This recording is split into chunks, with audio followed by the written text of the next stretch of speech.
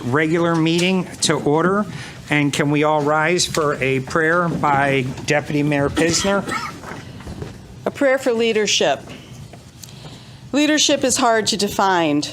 Lord, let us be the ones to define it with justice. Leadership is like a handful of water. Lord, let us be the people to share it with those who thirst. Leadership is not about watching and correcting.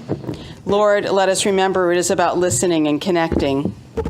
Leadership is not about telling people what to do. Lord, let us find out what people want. Leadership is less about the power of love and more about about the love of power and more about the power of love. Lord, as we continue to undertake the role of leader, let us be affirmed by this servant leadership we witnessed in your Son, Jesus. Let us walk in his path he has set, and let us follow him. Let our greatest passion be compassion, our greatest strength, love, and our greatest victory, the reward of peace.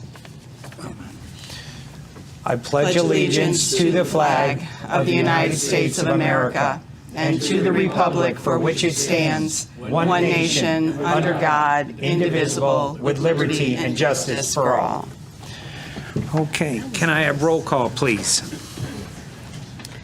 Deputy Mayor Pisner. Here. Councilor Santinella. Here. Councilor Ungary. Councilor Sakala. Here. Councilor Crisati. Here. Councilor Finger. Here. Councilor Hendrickson. Here. Councilor Ludwig. Here. Councilor Mangini. Here.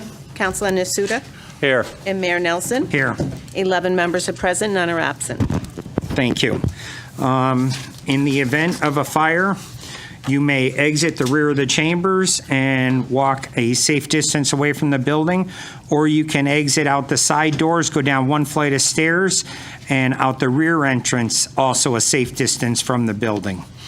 I'll entertain a motion for minutes for the special meeting of March 18th, 2024. So moved. Second. Motion's made and seconded. Are there any comments, corrections, or concerns? Seeing none. All in favor? Opposed? Abstentions? One abstention. Okay, moving on to the regular meeting of March 18th, 2024. So moved. Second. Motion's made and seconded. Any comments, corrections, or concerns? Seeing none. All in favor? Opposed? Abstentions? One abstention.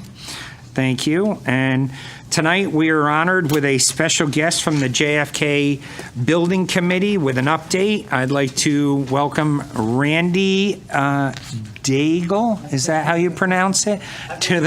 Come on up. Welcome, Randy. Thank you very much for the invite. My name is Randy Daigle. I am fortunate enough to be the chairman of the JFK Middle School construction project. I was gonna. Yep. Sorry, I'll speak into it. That's it. That's what I'm known for. I was going to bring some pretty pictures, but the building's been occupied for quite some time now, so I just wanted to do a brief description of where we are, what took place, and then where we are financially right now. We are in the closeout phase of the project, but I left you all a package, and it's on the screen, so the project team consists of Construction Solution Group. They are the owner's rep that we hired to represent the town because we didn't have a CA per se. They acted as an owner's rep and a CA in the project. The architect was JCJ Architecture. The CMR, Construction Manager at Risk, was Gil Bain. As you all know, the building was built in 1967. There was an addition in 2002 that I was fortunate enough to be part of. So this is kind of what our charge was. We were expected, the existing square foot of the building was 164,000 square feet. The new building is 184,000. We were able to encompass grades 6, 7, 8th, and we have a little over 1,120 students, which now has been much more than that. As you all know, the existing portable classroom structures holding the 3 classrooms were removed, and those classrooms had to be occupied inside the new building. The enrollment, as you know, has increased, so we went from 11 teams to 12-team approach, which requires a rearranging of the entire course system. We also, program-wise, we added a gymnasium, auditorium, music program, technology, and arts, and we did the entire infrastructure, IT and telecommunication. The original cost for the first referendum, as you all know, was $95 million, and fortunately, it failed. At that point, I was asked to come back and gather a team together with some of you guys that are still here, and Chris, who was bringing it up from way back, and some Board of Ed members. Gina's actually been also part of one of the originals. So we were able to redefine what was actually needed, and we brought it down to the approved referendum of $84,337,000. During the designing of it, we were also able to dwindle it back down a little bit. When we got to the point that we were putting out the bid, we had contracts for the architect was $4.9 million. Professional fees at that time were only $2.8, but we knew that was going to excel because that was just the beginning, and that's where all the testing and the CA comes in, the owner's rep. Inspections come in. So at that point, we estimated the construction to be at $72.5 million. We kind of took out some IT equipment as a safety net, because as you all know, back then in the 2020, the market was starting to climb out of control. We went from 5% to 13% of escalation. The owner's rep contingency at that point, which is your safety net, was $1.3 million. So after the construction of it all, we were able to lock in the guaranteed maximum price, GMP it's called, for the following numbers. So the architect's fee ended up being $4.8 million, a little bit less. The professional fees, like we said, knew were going to go up, went up to $7 million. The construction, we were able to dial it down to $58.3 million. The technology we had at $4.8 million, and the owner's contingency went up to $9 million. So, to date, the town has spent $78,695,000 on this project. The state reimbursement, as you can see, we've had several draws from the state, $7.8 million, $6.2, $8.2, $17.2, $39 million is what we had at that time. We've since submitted another requisition to the town for $8.4 million, and that just got approved, so the town should be getting that shortly. So basically, what I wanted to recap or say, from the time we went out of construction, the way we organized the bidding process is that those of you that are familiar with construction, we pre-ordered a lot of stuff. We signed a lot of contracts ahead of time. We had material knowing that when the pandemic started, we were literally in the bidding process. So we locked in every contract we can. We started buying materials every time we can. We did off-site storage of material that we knew weren't warranted, like steel and steel aluminum, sheetrock. And that stuff, as you know, when we started purchasing the sheetrock, as an example, it was $6.58 a board. It went all the way up to $92 during the pandemic, and Kenny can vouch for that. Plywood was at $28, and then went up to $119 a square foot, a board. So we were able to lock all that stuff in. We were so fortunate that we ended up with a surplus that we were, on the final sheet, able to reinstate everything that we took out as a safety net from the beginning of the project. Just to get a little recap, the site work, we were able to reinstall install a basketball court. We put lights around the basketball court. We were able to irrigate the athletic fields. We removed the existing fencing along the entire property, installed new fencing, installed safety fencing around the baseball field. We actually did a new concession building with bathrooms down there. So and all of this is all that I'm speaking of is reimbursed at 70% from the state of Connecticut. Anything after the project is done, would have been at 100% dollar for dollar. So everything we were able to do, we did it at 70% reimbursed from the state. Everything that we did do, we got pre-approved from the state, so there's no question that we're going to get that money back.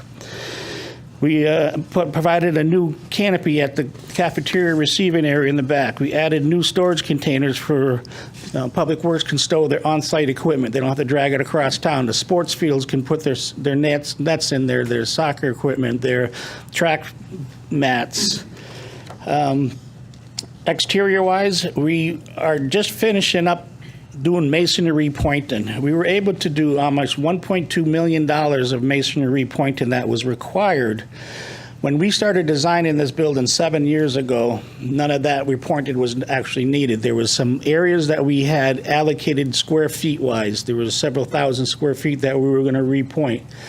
7 years later, a lot of the walls were getting moisture in. We were starting getting leakage. So at 70% reimbursement, we were able to repoint the exterior of the entire school without it charging dollar for dollar that the town would have had to pay, because that would have been needed to be done. We have a new digital sign at the main entrance. We have technology shop equipment. We bought new equipment for the robots, for the wood shop, all the other IT equipment for those. We did all new infrastructure as far as IT and computers. The entire building is Wi-Fi. The entire building is air conditioned. We brought new custodial equipment to be utilized for maintenance. And we bought a slew of added stock for them, so they didn't, and the town wouldn't have to budget for several years for all this new equipment. Equipment to main exterior maintenance. Inside, we were able to convince the state. We have glass clear walls in the hallway. As you all know, years ago, there was a glass above each classroom so you could see inside the hallway, because the ceilings are really low there. Initially, the state said, no, it's a fire hazard. We can't no longer do it with the new fire code. We were able to convince them by adding special material that was actually cheaper than CMU wall, and they approved it, so now you have natural light going through the hallway into the classrooms. We did some significant modifications and upgrades to the media center. As you know, the media center wasn't where it is. That was a decision that we were made when we opted to take the pool out of JFK. And I still get questions about why did we take the pool out. The reason why we had to take the pool out was because it was not reimbursable. It would have cost $1.6 million for the dehumidification system in there, and another $900,000 to redo the entire pool system, the walls, and the bathrooms. And that would have been non-reimbursed by the state of Connecticut. It wasn't part of the curriculum, neither. It was no longer in the gym. It was used by after school and seniors. Not saying that the seniors didn't need it, but when it comes down to having an extra $2 million for a project, that was an area that we were able to move, and that is now the cafeteria. And then the media center, we ended up having a separate building built. We did additional 4 new SOAR classrooms. The gymnasium's totally revamped, new floors, new everything. We purchased new climbing equipment. A lot of the equipment in the bleachers we were going to be reusing. We didn't. We have brand new equipment, new furniture throughout the entire building. We did not reuse any of the existing equipment. We had additional stair access to the rooftops to help once we built it. As much as we try to listen to the end user, it's really easy to draw a pretty picture, but the custodians were saying, you know, we have all this heavy equipment that we're bringing up to change the filters.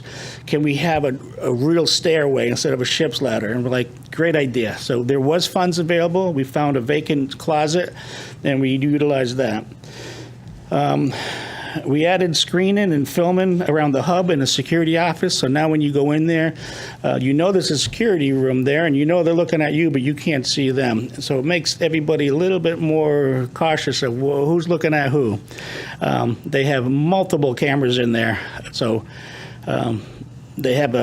we added actually an additional 62 cameras after it was built, even though we did hire a security system company, and once it was built, we found black spots, dead zones. So we were fortunate enough, like I said again. So with all that, we are in the final stages of closing out the building now. There are some items that we were hoping to get approved by the town beforehand, but they're still in limbo.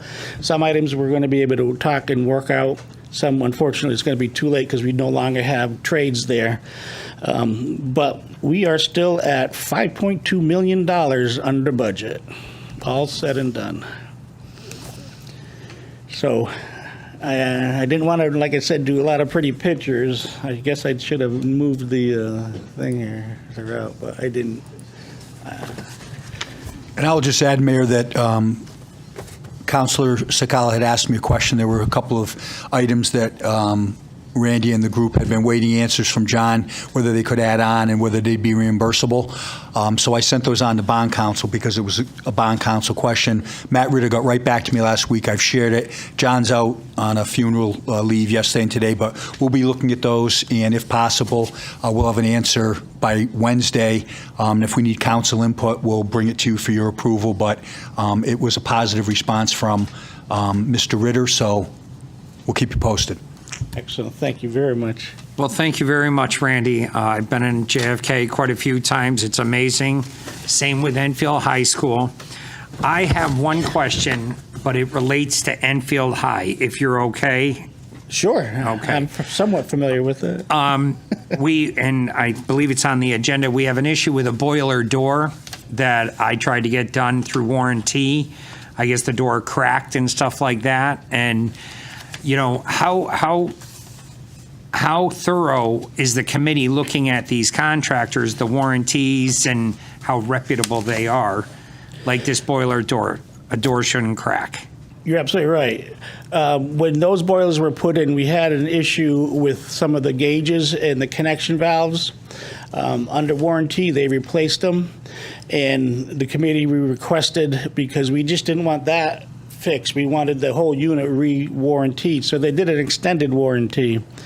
Unfortunately, a little over a year ago, a year and a half, 16 months ago, I'd say, I got a call that the door was failing, and Gilbane got a call that the door was failing. We notified the town and we notified the custodians. It's still under warranty, but for several months. You need to get involved and get the warranty issue resolved. Calls were never made. Warranty lapsed, and now it's the town's problem. Now, I believe this is the second door that's broke? Correct. So even this second door would have fallen under Correct. the warranty timeline? Because what happens is, like, we have issues right now. We had some gaskets at JFK rooftop units, that a couple of gaskets. There's 11 rooftop units there. We had 2 units that the gaskets was failing. Once we realized that was failing, we said, we want all the door gaskets replaced. I don't care if they're good or if they're not. So that would have fallen into, if they called on the first door, the second door would have probably been repaired before it failed. But unfortunately now it's the town's ticket, 100%. Okay. Questions? Go ahead, Councilman Ludwig. How are you? Welcome. Mayor Nelson kind of led. I also heard of some issue leaking. Correct me if I'm wrong. The roof's leaking. I understand new construction things happen, but what do we have specific warranties on, and where is it documented? You mentioned maybe the town. Again, where is it documented? Who's responsible for it? Well, once we turn over the building for use, the town assumes responsibility. Right. We have the O&M manuals that the town receives. We have training. We've done 3 training classes already for JFK. They have a program where they can literally pull it up, click It's all on on computer. on the computer, Okay, got click it. on something, and it spells out the door, the manufacturer, warranty, the contact information, and all that. So it's literally as easy as making a phone call or an email. We are having issues, and that's why we did the repointing. The problem we had at JFK was made to have air conditioners in the windows, and the windows, if you're hot, you open them up, and you're cold, you close them. That building there was built that didn't have a air between the bricks and the CMU wall. There was no gap, which allows moisture. So once we closed the building up, took out all the windows, made it air conditioning, and then we started sucking the moisture as air conditioners do, it started pulling the moisture from the outside of the brick in. So all our new walls, a lot of them in the stairwell and exterior walls started peeling. The contractor, we were aware of it. The contractor stood by it. The architect stood by it. We hired a specialist to come out and do all these tests. That's why the resolution was it had to be repointed, because the brick, the joints in the building were just so old that it was allowing moisture to come through. When the air conditioning's on, it sucks through the walls. So that's why the pointing was really required. And like I said, we were fortunate enough to be able to do it under the reimbursement rate. There are some errors. Once it becomes vacuum sealed, it takes one cycle, winter, summer. So this summer will be the deciding factor if we fixed it or not. If we didn't fix it, we are coming back. We have, like I said, there's still $5.2 million in there, and we were put aside, and the JCJ architects are fully aware of it. Gilbane's fully aware of it. The moisture litigation company that did all the testing is fully aware of it.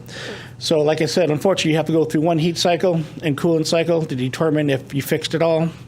The reason we had a leak apparently the other day is one of the ductwork hoods got blown off. It was crazy windy, not an excuse, but it happens. One of the ducts got blown off, and so the rain literally just went in. As you know, they all have what's called gooseneck, so the rain goes this way. Well, that got blown off, and it was just like a cereal bowl, so the water went in, and that's where the leak was. So there's a friendly handoff between the committee or the architect to the The town. town has full responsibility of About the warranty schools, since issues. So I'm saying, do they have access to this? So the schools are going to be the first ones that see there's an issue with, again, so they're more than the town. Is it there as well? So they're aware that, again, we have a warranty on a dock. Yeah. And maybe the town is aware, but again, may not be aware as soon as the schools would be. So is it a friendly handoff to both? Well, we had a come to Jesus meeting with the school because we were still there doing the repointing.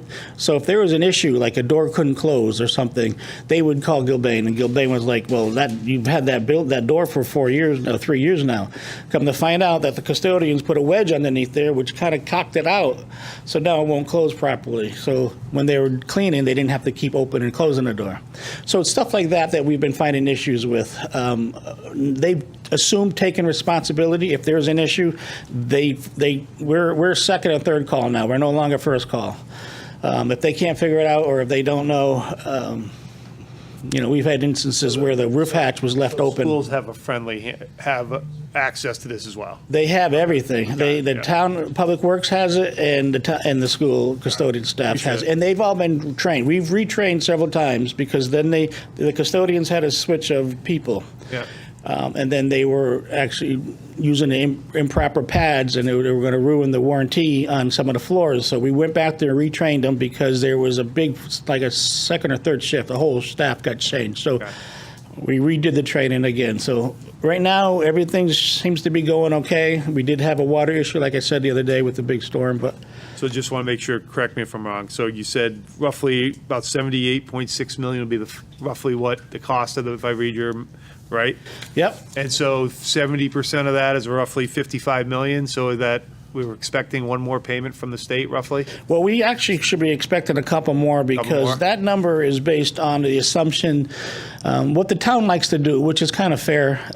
They like to go with the idea that we're only going to get 50% of our change orders approved.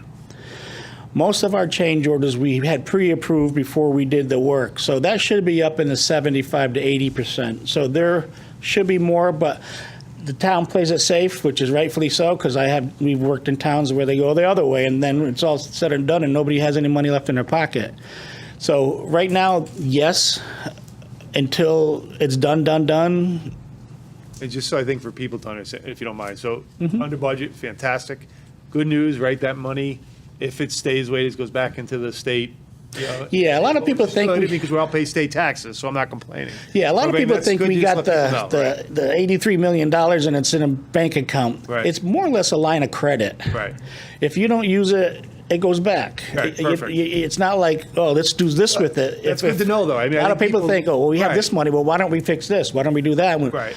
It doesn't. It's not. No, that I way. think you're right. Yeah, When no. you actually give back, it's actually a good thing. I'm happy. Trust me. I think it's Absolutely. a great thing. But I think the taxpayers understand it. Look, yeah, it's not just you're spending the most to, it's like you're still trying to be frugal, get the best bang for your buck. And if we have, again, good news, we're under budget. Right. Hopefully it reflects in your state taxes. Maybe we can get rid of state income tax at some point. Thank you. It's a Appreciate different it. meeting. Yeah, that's reaching it. Anyone else? Would you know if Enfield High's roof is still under warranty?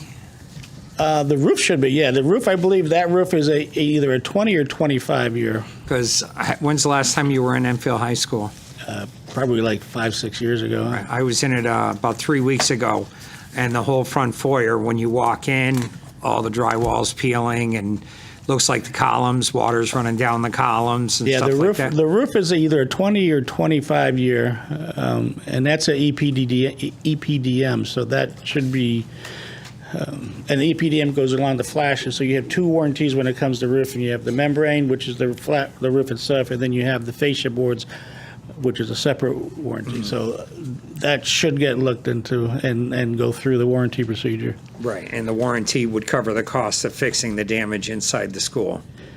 Well, yes, if it's found to be a warranty issue. Sometimes what happens is that if you let something go, as you know, too long, it is no longer covered by the warranty, because if you would have called us when it first happened, it would have been a seal and tile. If you waited 6 months and now the walls and carpet, well, you own the walls and carpet. So, Okay, good. Everybody, Bob, did you want to talk? You had something? Great job, Randy. Nice presentation. One question on the boiler doors. How many more boiler doors do we have that could possibly break at Enfield High School? who knows? I don't know. I don't know how many. I don't recall exactly how many doors there are. There's hatches, there's doors, there's passways, there's different things. So it all depends on the volume, if it's classified as a door or access panel or something. All right, I appreciate it. It was just a lot of money, so I'm just looking out for the future. He's talking about the doors in question that are cracking. The boiler doors that are cracking. You don't know how many more there are. I don't recall how many actually, no. It's been about 7 years, since I've done that one. Jesus. Memory goes fast. Those JFK boilers were 60 years old. Yeah, but for the last 10 years, they were on a trailer 60 years outside. old. All right. All right. Well, thank you, Randy. We appreciate everything you do, and keep up the great work. And hopefully in the next, 6 months, we'll be talking about the public safety complex. My mic was off, I'm sorry, I didn't hear that. Thank you very much. Thank you. Thank you, Randy. Okay, moving on. Public communications. Any person who wishes to address the council shall first be recognized by the chair and shall state their name and address for the record. They shall limit their remarks to 5 minutes. After each person who desires has had a chance to speak, those desiring to speak a second time will be permitted to do so and shall limit their remarks to 3 minutes. During public communications, item 7 on the agenda, public members shall limit their remarks to 2 rounds, 8 minutes. During public communications, item 16 on the agenda, if prior to 11 p.m., each person shall limit their remarks to 3 minutes. Public communications shall be limited to 1 hour unless extended by a majority vote of the council. All remarks shall be addressed to the council as a whole and not to any individual member. All remarks addressed to the administration of the town shall be addressed to the town manager and not to individual employees. Public members shall observe proper decorum and good conduct and shall refrain from personalities and improper language. Who would like to come up and speak with the council? Lucian, come on up.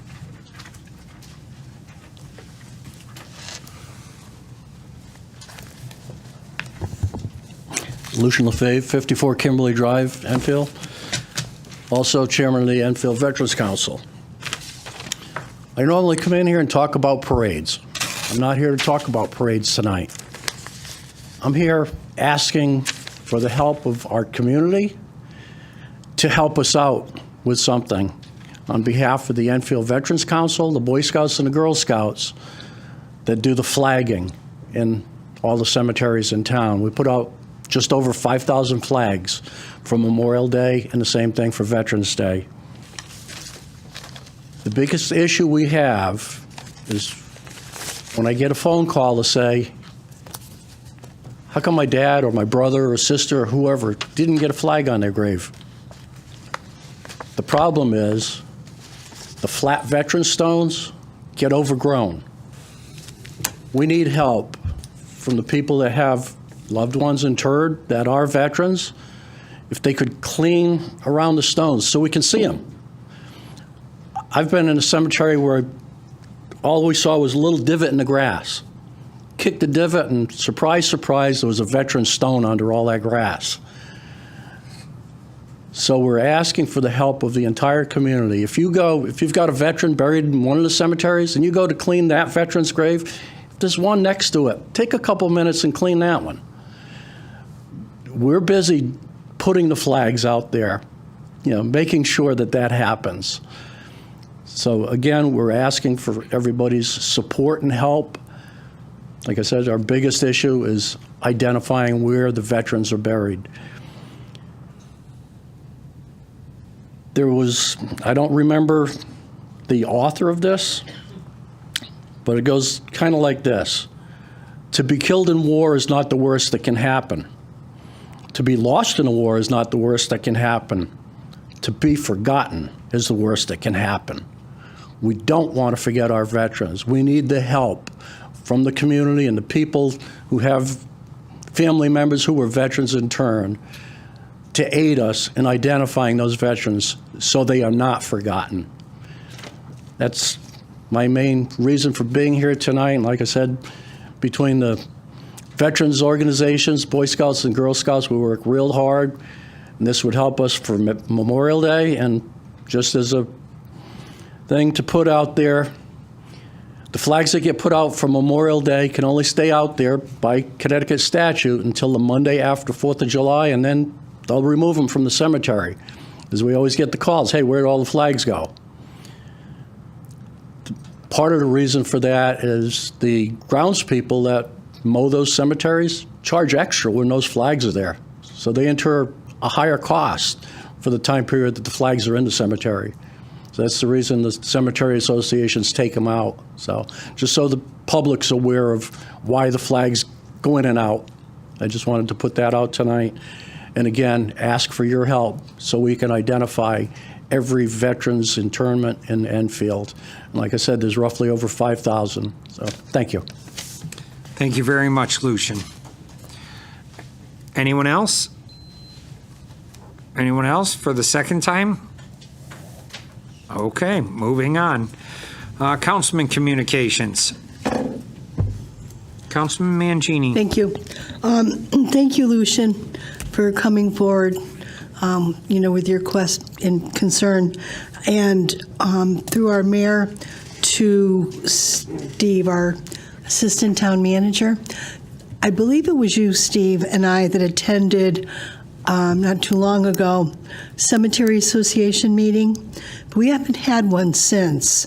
So I'm wondering if we could follow up, have another meeting, and maybe somehow we can, either find the list of the veterans, markers or stones in the cemeteries, or get some help cleaning up around the stones. Maybe we can start brainstorming a little bit on that. So if we could, work on that, that would be helpful, I think. And then the other comment I just want to make, wishing Ernie Maynard yet again his 100th birthday that many of us on the council attended.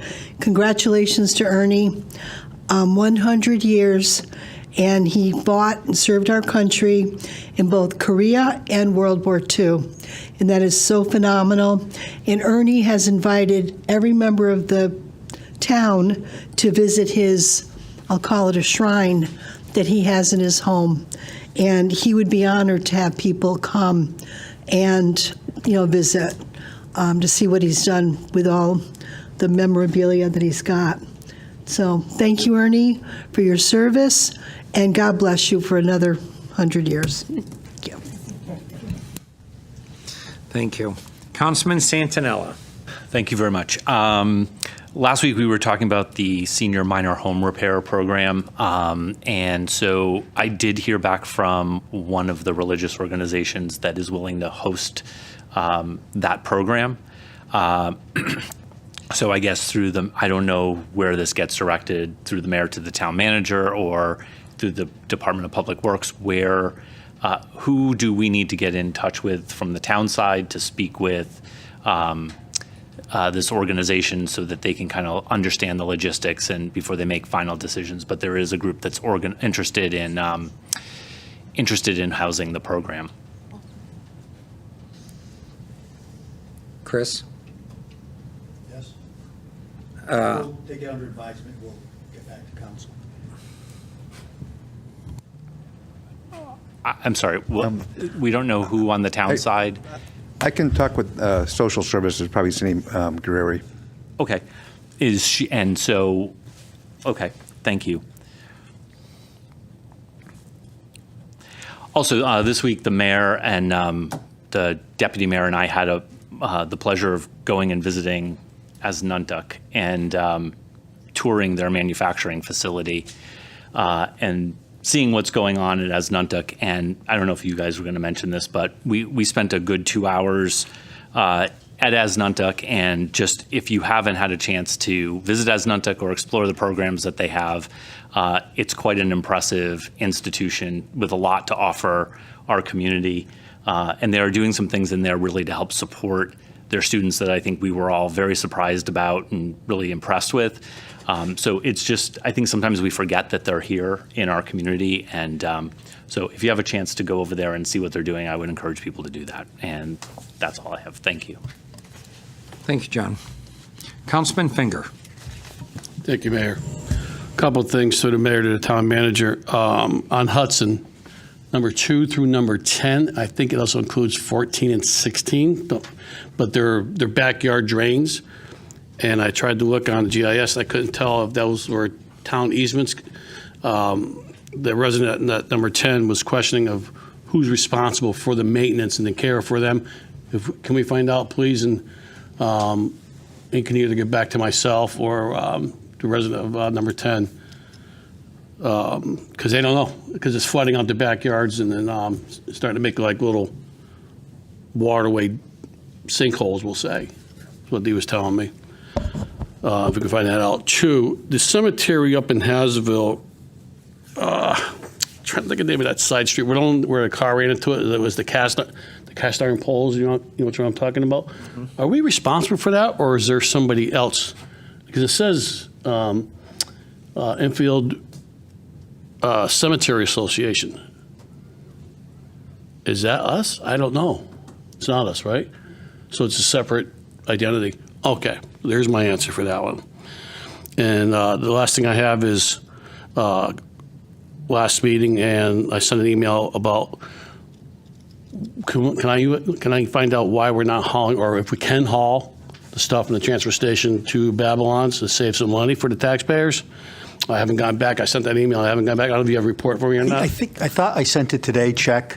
I think Okay. Donald got an answer to it just before the holiday, so Did he? I'll Yeah, check. I didn't. I've been. All right. Other things came up today in my life that I couldn't see the emails. Ours too, so I'll Yeah. look, but I think I saw it, and I thought I forwarded it. If not, we will. All right, thanks. I appreciate that. You're welcome. Thank you, Richard. I'm good. Thank you very much. Okay. Deputy Mayor Pisner. So, John, yes, I was going to say something about Asnuntuck. I mean, I went to Asnuntuck when it was Kosciuszko Junior High School, so boy, has it changed. I was just really blown away by the services that they give to the students there. It was just amazing what they offered. But also on something else, I think most of Enfield knows that the former Outback is going to become a cannabis dispensary by Zen Leaf. And about a month ago, Councilor Santinello, myself, and the mayor did meet with the attorney as well as the manager. And they are putting together a community conversation, and that is going to be this Thursday. They're doing one at 4:30 and one at 6:30. I believe it's in the Skidco room. Is that where it's going to be? Mayor to the town manager? I don't know right. what was available, but I know they Okay, all right. accommodated a So, but request. I'm just telling people at home, I think it is important to come out and voice your concerns, whether you are for it, against it, whatever. It's already passed, but it is a good time to come out, ask them questions, see what they're going to be doing, the changes they're going to make to the building. So again, it's this Thursday, 4:30 and 6:30. Not sure of which building or which room it's going to be in. So thank you. Thank you. Councilman Hendrickson. Just a quick thing, reminder, this Wednesday at 6:30, we're having a Farmers Roundtable discussion in the Skidco Room, discussing tax reduction opportunities. So you're all welcome to come, any farmers, for that. One other question through the mayor to the town manager. Mr. Cruzel asked about an inspection on the railroad bridge. Is that something we can get, or on the meeting previous, just a question? Yeah, I've been in touch with the Commissioner of Department of Transportation and on that issue, and I'll have a update for the council shortly on that and the lease renewal, and he was quite informative. Thank you. Mike? Yeah, just be quick. To the mayor, to the town manager, or the town attorney, can we just have an update? I think it's good news on the intervener status. Could we give the public an update where we're at on the solar field, not farm field? Thank you. Okay. Councilman Nasuda. Just want to remind everybody that the yard waste starts this Friday.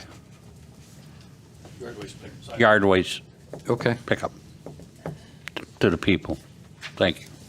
Thank you. Councilman Crissati.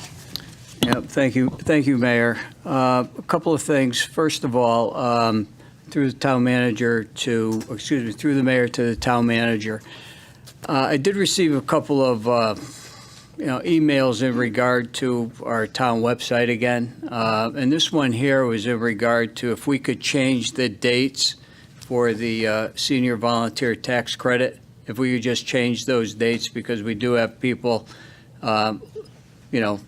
doing a little fishing through there that maybe they missed it the first time around, so they just wanted to make sure that the dates for this year are changed, and I think they have to be changed from 24 to 25. So if the intern could take a look at that, that would be great. I think the assistant manager had looked at that, and we're in the process of updating it, but we'll make sure that he does. Okay, all right, great. The other thing in regard to Councilor Santinella, in regard to senior minor home repair, I think a little correspondence with the Commission on Aging would be appropriate, just to get them, somebody, if there's still people that might want to be involved with that program. So the next thing that I just want to mention, and this was kind of a blow to the seniors, effective April 8th, the congregate meals are going to be cut from Monday through Friday to Monday, Wednesday, and Friday, and they're only going to be allocated 22 meals per day, and that's huge. That's huge for the seniors. So I just want to put that out there. April 8th is right around the corner, and that program is being cut considerably. So I just wanted to share that with everybody. I'm just going to ask if, once again, through the mayor to the town manager, if we could have a list of events or invites that the council could maybe get prior to an hour and a half before an event, that would be great. Because there are several people that probably would have liked to gone to the Asduntuck event, but we just got notified like real late to attend. So if there's any way that there could be an agenda posted with events that might be going on that other counselors might want to be or interested if they have that time to go. So if you could do that, that would be great. Sure. To my knowledge, that was an invite from the president of Asduntuck directly to the mayor.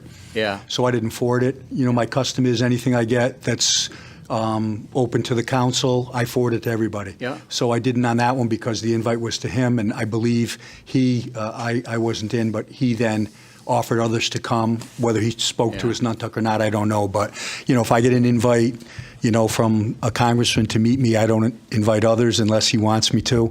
But in my short duration having returned, I am unaware of any invitations that I've received on behalf of the council and/or all of you that I haven't forwarded. There have been few. I can't really recall any, but that's my custom when I get them. Or to the mayor, then. Yeah, I forward them on to everybody. All right, okay, thank you. Just a couple other things. This past weekend, I just want to recognize Allied Rehabilitation Services. They're the top award earners for their efforts in collecting donations in support of Connecticut Special Olympics. They took the polar plunge. The water temperature was 44 degrees, a little chilly in that water. You'll dive in and dive out and run and get changed pretty quick. So it was, once again, to all the workers and volunteers and athletes, pretty special day to see that event take place. You could see some people that didn't think that they could run as fast as they could getting out of the water. So, I guess they, in athletics, they took one for the team, so it was quite the event. But once again, that event, they raised over $20,000. So that's pretty impressive. So kudos to Allied Rehabilitation Services. Please stay tuned.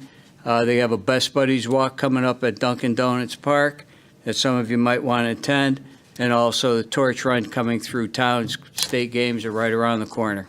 So those are pretty big, important events that are going to be happening here in town. I'm just wondering if we could, if there's any other updates in regard to the Mass Mutual project that could be relayed to us, and I'll wait for another time to discuss something that I would like to share with everybody, but I'll wait on that. But other than that, thank you. Oh, and that Zen Leaf is at the council chambers. It is. Yeah. Yep. Okay, thank you. Deputy Mayor Pisner. Bob, you did remind me of something. Thank you. When I was away, I did receive an email from a constituent about the Meals on Wheels being cut to just one meal a day. I immediately reached out to Senator Kissel and Representative Hall, and it is a federal, it's not a town. So what I did was I got in touch with Maya Matthews, and I do know that Maya is in communication with Mary Keller and the Meals on Wheels. So hopefully they will be able to maybe pick up some of the slack on this. So it's a huge deficit, huge, because it not only it Mark Twain is going to go down to only 3 meals a week. Senior center is being cut, and as well as our seniors at home are only going to get 1 meal a day. So Maya is on top of it, so I am working on that with her. But thanks, Bob, for reminding me of that. All set. Okay, I have a few things. First, Councilman Santinella, you're correct. That was incredible. I never expected to see how much manufacturing as Nantucket offers, and it was eye-opening. As far as the invite to the council, Bob, that was through Workforce Partners, Capital Workforce Partners. When you and I met with them, the president had invited me, Chris, and I thought you for the private tour. Unfortunately, Chris had to cancel on me at the last minute. So I wasn't biased. I just sent an invite to the entire council. I know it was short, but at least somebody would attend with me. Councilman Santinella and Deputy Mayor Pisner did, and it was incredible. But I try to, but when it's a private invite, and it kind of rolls into the next one. I had lunch with the governor, and it was an invite 40 minutes before I was supposed to be here. And because Enfield is kind of different than a lot of towns, we have a town manager. I contacted Chris, shot over here, picked him up, and we went and we had a very productive lunch with the governor, I think. We discussed a lot of issues, and along with Councilman Ludwig, we talked about the solar. And, you know, I felt like he listened, and he gave us some good advice. It was a great meeting. And when we discussed about the solar fields being put in people's backyards, he's like, well, that's kind of ridiculous. Why doesn't your planning and zoning stop it? And when we explained it to him, he was real. I mean, there was a man who just was like, this makes absolutely no sense. And 3 days later, we are accepted for a public hearing for solar. Our interveners have been accepted. So I have to hope that this is his work. He listened to us, because that's truly how I felt. And I want to thank him for taking the time. We discussed the rail, and he is very up to date on the rail. And currently, the state has applications out again for, I'm drawing a blank now, RFPs, request for proposals for that rail line. They are frustrated, and depending on who comes back for the RFP is how we will proceed with our next steps, you know, whether it's rails to trails, trails only, just rail. And so it's open, but the state is kind of frustrated with the way it's going currently. Congressman Courtney, he ended up showing up early with the town manager. I met him in the parking lot. He informed me that the Congress just passed a $1 trillion infrastructure bill, because I just said, look, America's getting older. We got a $15 million force main in front of this building right here that we have to address. And, you know, it's buried. Nobody thinks about it. When that whole end of town flushes their toilet and it goes nowhere, they're going to be concerned. He told us how to apply for the grant. We sent it through to Chris. So as much as that was in the parking lot, it was productive. And then I have to ask, because I was unable to attend, and I did get invited by Gina's husband to Powder Hollow Saturday morning. Unfortunately, my wife told me I have to go car shopping with her, and I did, but who won? Did Enfield High win their opener? Yeah, we mercied him. Did you? What was the final score? I didn't do anything but cheer from the outfield. Oh, we are Enfield, so. I think it was 12-1 or 11-1. Beautiful, beautiful. Great game. Well, congratulations, Enfield High School. What a great way to start the season. Hopefully they play like the Yankees and they win all year and not just in the beginning of the year like the Red Sox. Sorry, I had to say that, but it's true. We all know it. Orioles fans, okay. So, again, Ernie Maynard's birthday was a hit. Congressman Courtney also met us there. And then I finished off the week with the 4th of July dinner dance, which was a full house and great. And hopefully we see everybody at the 4th of July this year. That's all I have. Oh, one more thing. On the senior repair program, I ran into Marlene with Cindy at the Girl Scouts meeting. And she informs me that this program has nothing to do with Friends of the Senior Center or the Commission on Aging. They have no part of this, and they want no part of it.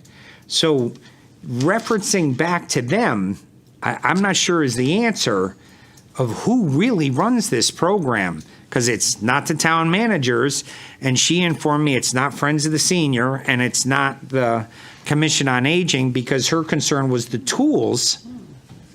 Ken, that's wrong, because when you look at their minutes and you look at their financials, minor senior home repairs, and with their reports. With who? The Commission on Aging. Okay. So I'm just letting you know that's a fact. All right. Okay, so maybe I misunderstood her, but anyways, so we'll move on that. So maybe it is them. Councilman So, can I just, Santinella. so if I recall from our last meeting, like we were all very interested in trying to find a new home for this and resurrect this program or make it sustainable, right? We're still in that same place. I was put on hold because you were working Right, but that's what with you and I several talked groups. about, right? Yeah, So, and absolutely. we still want to move forward with that, right? So Absolutely. we still want support to be able to do that, right? Right, but we gotta, refer them to the right I know, group. that's and why I asked heard that question. So Right. if it is the Commission on So Aging, if that's then who it yes. is, then that's fine. And I Yep. do know one person who I think will be able to help. I just didn't know who on the town side, so I would assume we'll either work through the town manager's office or through social services just to get these people in the right place so they can move the program. I just want to make sure we were still in agreement that we Absolutely. want to work on this. Yep. Thanks. Okay. I'm all set, thank you. And moving on to the town manager's report. Good evening, Mayor, members of the council, our guests. A couple of things in regard to the website question, just one small part. I am still very optimistic. We're working on a rollout of an entire new website. We're making all the deadlines. I think it'll be impressive. It'll be user-friendly. We just got permission and approval by the town attorney. I think I referenced it at the last meeting for our residents to submit photos. So we'll do that on a quarterly basis. So that's going out, and we'll solicit them. So we'll have participation. It'll be a live website, so that we'll be changing it with the seasons. It won't get stagnant, hopefully. And we can do things like update dates and delete things that we no longer offer. It'll have some attention this time, some TLC. To that point also, we handed out on the dais, it was a list of the ARPA funds that's been requested, the expenditures to date, but more importantly and more exciting, Mr. Belinda is going to report on the status of that and progress of it being posted. There'll be a link on my Facebook tomorrow to it, but Steve will talk to you about it. It went live today, and I'll leave it to him because he had more oversight, and I thank the finance office and Heather, who really took the job on, and I think it's very impressive, but Steve will address that. Again, as a result of meeting with the governor last week and then going to East Windsor, I was able to personally talk to Commissioner Eucalito, and as you know, we do have a relationship with him. He was the deputy commissioner. He came here to the council, and even though it was kind of a contested issue, as always, all members of the council treated him with decorum and respect, and he remembered that. So again, the mayor was accurate about it. It is going to go out short term. I think there is a frustration level. I think a lot of that is because of the comments and the pressure that this council has continued to put on them about our interest in it and what we would like to see happen there. So I think that was positive. Also had an opportunity to inquire about our train station and the timelines and the status of it. I forwarded to you last week the timeline. They had target dates, and they are all on target to meet the dates for the final plans, for the groundbreaking, for the construction, and for the actual opening of the train station. So that was very heartening. We hadn't heard since last October, so DOT is on time for that, and that was really good news. In regard to the Cemetery Association, a couple of their folks had reached out to me, and we've been doing a lot of different things. I had to access and talk to staff about previously what some of the issues were, and I got an opinion from legal, and I sent it to them. One issue was some property they wanted to acquire, and really it's a private matter, but we remain open, and we'll reach out to them, Deputy Mayor Steve will, to set up a meeting just on that and other issues of concern to them. The issue of the not the train, but I have so many notes on these things. Let's see. Oh, with the visit of Congressman Courtney, he did come, and it was exciting news that he delivered that we received $1 million grant from Congress. It was voted on and approved. There is some, obviously hoops for us to jump through before we receive it, but it's exciting. It's for surface transportation and sidewalks and lighting around the train station. And again, I would like to thank my predecessor, Ellen. She's the one that filed the application together with the council. As I've said to you before, it's a relay, and even though they didn't think it had much likelihood of success, the congressman was very pleased and surprised that we received it. But if Ellen hadn't worked with staff and council to apply for it, we wouldn't have seen it. And that's a lot of money, $1 million for the train, in addition to the other improvements we're going to do there. So I'd like to extend my thanks to her. And lastly, I would just like to send my condolences to the daughters of Al Neese. He was a 30-year employee of the town of Enfield. He left as a highway supervisor. His son-in-law, his wife predeceased him by 5 years, but his son-in-law still works for the town, Butch Lumbert, and we extend our condolences to him, and we thank Al for all of the hard work he put in for 3 decades for the town of Enfield. And I think that will be all I have, and I turn it over to Steve. All right, just to expound further on what the town manager was saying. First of all, I want to crow on your behalf for last year. You guys voted unanimously for buying software, Civic Plus, that the town clerk was explaining to you guys. Because what that does is help explain complex information for a lay person to understand. So in your packets, you got a spreadsheet that looks very convoluted, very congested. I encourage you guys all to go to the website now, go to the ARPA link right on the front page, hit on ARPA expenditures, and you can see every ARPA program that we have funded, what status it's in, pictures, ongoing, what's completed or not. It's very user-friendly, and Chris and I were looking at it, we were tingling all over. It was just a good presentation, and it's so user-friendly, and it's a lot better than looking at an Excel spreadsheet. So it just was unrolled today, and I give a lot of credit to Heather and their deputy finance director, like Chris said. She was putting a lot of work into it, so. And it's all on you, because you guys supported the town clerk for purchasing the software. And the other thing I wanted to mention is we just rolled out today the ad for, and a shout out to Stephanie and our HR department for the armed school security officers. We're now in the business of soliciting candidates to start taking applications. So if you know someone, the chief's putting it out on his channels. We're using all our appropriate venues to advertise this thing, and we'll keep you updated on the progress of that. That's all I got. Thank you. Town Attorney's report. Thank you. I have a few things to report on, but basically, Mike asked about the siting council, and that was a great result. Sorry about that. Mike asked about the siting council and solar, and it was a great result in terms of them granting intervenor status to us as well as the neighbors. And in addition, agreeing to have the public hearing here in Enfield. That is a major step, and I don't believe in coincidences, so I do think the fact that the governor met with the town manager, the mayor, and East Windsor over this issue, and definitely played a role in that. The other thing that, with regard to the siting council, is that they have not yet selected the date. Once they get the date, we'll have a lot more information to come out. In between, though, now and then, I have reached out to some people to see what I can get in terms of other resources for the town to assist an intervenor status and so on.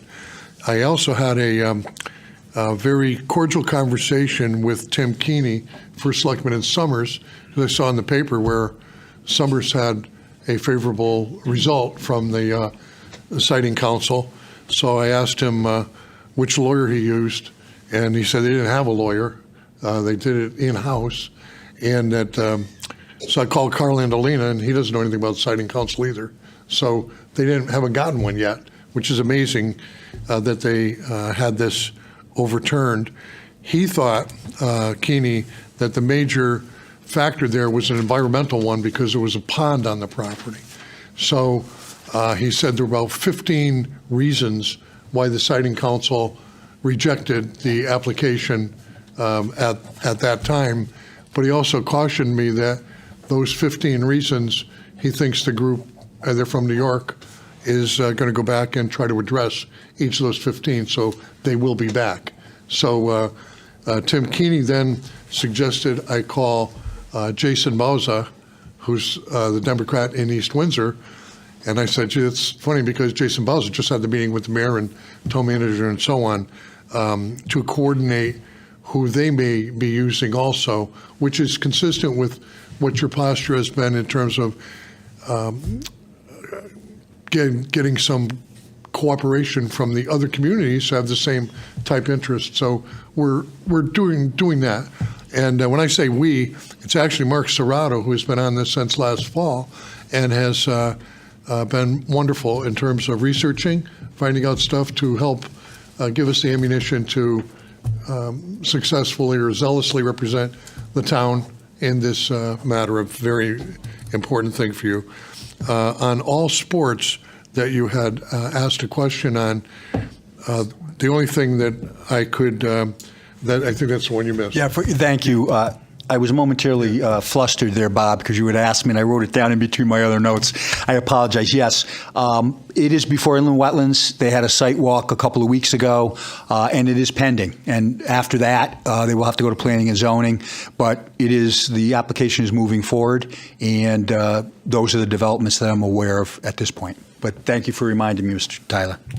You're welcome. With regard to that walkthrough, I had some contact from the chair of the Inland Wetlands the week before, as well as staff. And so they requested that I show up for the walkthrough, which I did, to make sure that they had the ground rules correct in terms of how they're supposed to do this, so that we don't make some error on a major application coming before the town. So, and that walkthrough went according to Hoyle. Everybody was fine. There were probably 15 people there. So you had some interest from the public, and Carl Andolino was there for his client. And there were a couple of soil scientists that were there. So it was highly successful. I did not trudge around the whole place with them, but I understand they were in the fields for a good hour and a half or 2 hours. So they were covering everything. So that's it with all sports. Yeah, and insofar as the rest of any legal opinions that are asked for, the way the town attorney's office has always worked is first in, first out. So if somebody asks for a legal opinion, then Mark Serrato and Susan keeps track of it, and then they address it first in, first out. For the exception of, I've introduced triage to them so that when things happen that are of some extreme importance or urgency, then we put them ahead of everybody else because it is an extreme or urgent matter, which has been about a half a dozen times just in the 3 months that I've been here. So I know I'm still due to give you an opinion on the moratorium issue that is not quite ready for print, but every time I ask somebody for some information and I get it, it makes me rethink everything that we've got. So I do want to make sure that when I tell you something, that it's accurate and you can make book on it. So other than that, that's it. Do I have any questions for anybody? Any questions for the town attorney?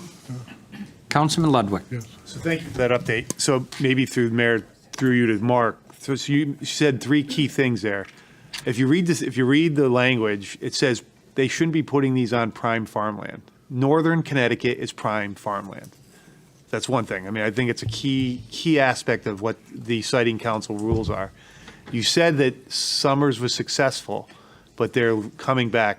So if the developer doesn't have to live by the meaning can challenge the ruling of a Siting Council, why can't? So if we lose the decision, if they have the right, I guess, to appeal or resubmit, why don't we have the same right? So I don't expect an answer, but you said something very interesting.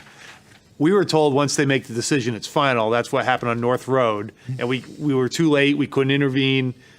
But if the Siting Council denies something in another town and that developer still has a right to go back, that doesn't seem, for me, I'm just saying, then we need to make sure that if we lose, we have a right to challenge. If a developer does, then why doesn't the town as an intervener? So I don't expect an answer, but maybe if we could research that, and as part of our, and that's the other thing, once we get a date for a public hearing, and I don't know if this is a question for more maybe to the town manager, can we prepare, because I know there's some very specific language or paperwork that we have to submit, and as part of the requirements of the testimony. It's all some silly, I'm sorry, it's the way they're basically trying to throw out, if you read what you have to submit. Can we make sure we have it on the agenda? I want to be prepared if we can. I don't know if it's legal, maybe we can't, but as an intervener, I want to be prepared. I want to know what, we can, so we're going in there, because it's basically an appeal process, my understanding how this works. Then we have to have certain paperwork, certain testimony. I don't want to miss the opportunity here, because I think, to me, this is the most important thing, for me, personally, as a councilor, that we're doing. Because if we lose that farmland there, then this is This is just, all we're doing is putting fingers in dam holes and, I mean, in the dam of the hole, excuse me, I'm not trying to say dam, I'm saying the dam, holes of the dam, excuse me, and then, Paul, I'm not swearing, and then, but I mean, it's not gonna stop, and I know, but this is prime farmland. That's why central Connecticut is, northern Connecticut, the valley is, that's why we're assessed at a different level. That should be the key number one. We already gave up prime farmland on Broadbrook Road. So, we've already done our part. I'll stop it. I know I say this every meeting. I appreciate everything. But I think there's some things we can do here. And if a developer can challenge their ruling and say if we lose, why can't we challenge? Because why is it final for us, but not final? And I don't know the specifics of Summer, so I apologize. So I'm probably speaking out of church, but I appreciate it. Thank you. Actually, I think I can answer a couple of the questions now. One is when they talk about final, I think they mean you're exhausting your administrative remedies. So then you can go judicial to take an appeal or separate lawsuits and so on. That's one answer. The second one is when you're talking about prime farmland, I still own a tobacco farm in East Windsor. At one point, I had 8 farms with my father-in-law or my parents and so on. So you're talking to somebody who's very in tune with farming, both from East Windsor, Enfield, Summers, Suffield. So, but I'm telling you, we're very cognizant of that. So, but what Tim Keeney said was that his opinion was they were coming back. So in essence, even if it's final, somebody can resubmit another application, and it's going to be a little bit different because they're going to try to address all of those concerns. I think from our perspective, without saying too much on public record, that we will have some type of a game plan for the council. Perhaps that's an executive session. And the final thing, though, I wanted to let you know, though, Mike, is about having all your ducks in a row to testify at the hearing. That's one thing that any private citizen can do. The fact that we have intervener status allows us, after that is over, to have time to review everything and have our experts then file additional reports. So that's the big deal about it, is we get to see all their cards before we decide to bet or not bet or what we can do. So I hope that answers at least and gives you some comfort. Thank you. Thank you. Anyone else? Seeing none? Okay, thank you, Tom. And then reports of the special committees of the council. Councilman Hendrickson. All right, just a couple. Not great at this, but Loaves and Fishes is having 3 fundraisers coming up. I just want to put it out there for that. April 20th is a bingo, May 11th is a trivia night, and September 28th is a golf tournament. You can go to their webpage or Facebook to take a look at those. And the Food Shelf also had a meeting, and they wanted to talk about Lunch Link. Starts again on Monday, April 8th, when the kids are on school break, and Wednesday, April 10th, from 11 to 12. They'll be providing the lunches at the 96 Alden Ave location. And also, Tuesday, tomorrow, from 4 to 7, the Subway in front of Food Shelf will be giving 25% of the proceeds will go to the Food Shelf. So if you can visit there, that would be great. Also, Smoothville over on 310 Hazard Ave for the month of April has a signature smoothie for the Enfield Food Shelf, and 20% of the purchase will go to the Enfield Food Shelf. So that's it. Thank you. Anyone else? Okay. Thank you, Bob. Unfinished business, I see none, so we'll move on to new business, the consent agenda, 13A, 1. Sorry, I hate to be a pain in the rear, but I got a question on this one. Yeah, let me read it, and then, well, the consent agenda, we'd have to take it off consent. Yeah, if I would like, well, when you read it, then I'll make, if you want to read it. Well, I wouldn't read it, because we're just make a motion to approve. I would like, I'd like to make a motion for one, just, I'd like to ask a question. Sorry. Motion to approve has been made and seconded. Can you, I don't think you can ask questions on consent, can you? Sure you You'd have can. to- Once can we you? ta- Yeah, We once just it's remove it. removed. Yeah. So it's been removed. Got removed. All right, so this is a request to transfer $24,000 in funds from Connecticut Association for 2-year stipend for the Infant Mental Health CT-AIHM Integrated Pediatric Care through the Family Resource Center. Recommendation that the town council approves the resolution certified by, I hereby certify that the above stated funds are available as of March 26, 2024 by John Wilcox, Director of Finance. Be it resolved that in accordance with Chapter 6, Section 8F of the Town Charter, the following transfer is hereby made. Be it further resolved, since these funds were awarded for the calendar year of 2024, finance is authorized to carry any funds not spent by June 30th, 2024 forward into fiscal year 2025. From Integrated Care Pilot, $24,000 to FRC Integrated Care Pilot, $24,000. Date prepared, 3/26/24, prepared by Cindy Guerreri, Director of Social Services. Motion's made and seconded. Go ahead, Mike. All right, sorry. Well, I know Cindy's not here through the mayor or town manager. Again, I'm not against this, but again, we have Child First that we started that pilot program, I believe it was 3 years ago, which was addressing infant, again, child, maybe it wasn't mental health, but it was getting referrals to kids that may or may not need some help. Again, it's just like, we do all this stuff and I still don't know how's it all, how's it all fit in with, when we're doing pilots, we have programs we've approved already, what's going on there? This is ARPA money, it looks like, and it's going to go away. Are we hiring anybody? Are we not hiring anybody? And again, I don't know, we're doing a lot of this stuff, and yet there's so many of these different programs. It would be nice to get an overview of who's it helping, who's not, who needs more help. And I know, and we have the reporting, we have the computer, we did that 3 years ago. And this is stuff, personally, I'd like to see some reporting on why we're doing this. And birth, look, I know I'm going to sound like someone really probably not smart, but why does an infant need mental health care? I'm sorry, I'm not trying to be dismissive at all, but how does it fit into all the other stuff we're already doing?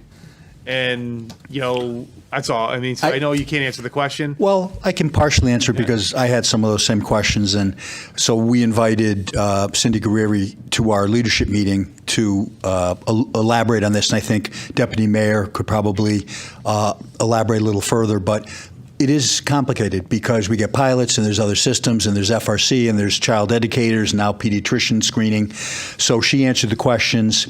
Had I known, and normally that's why I wanted to bring her for leadership, so that if in your caucus, as is your custom, Mondays, give us the questions back, and I could have elaborated.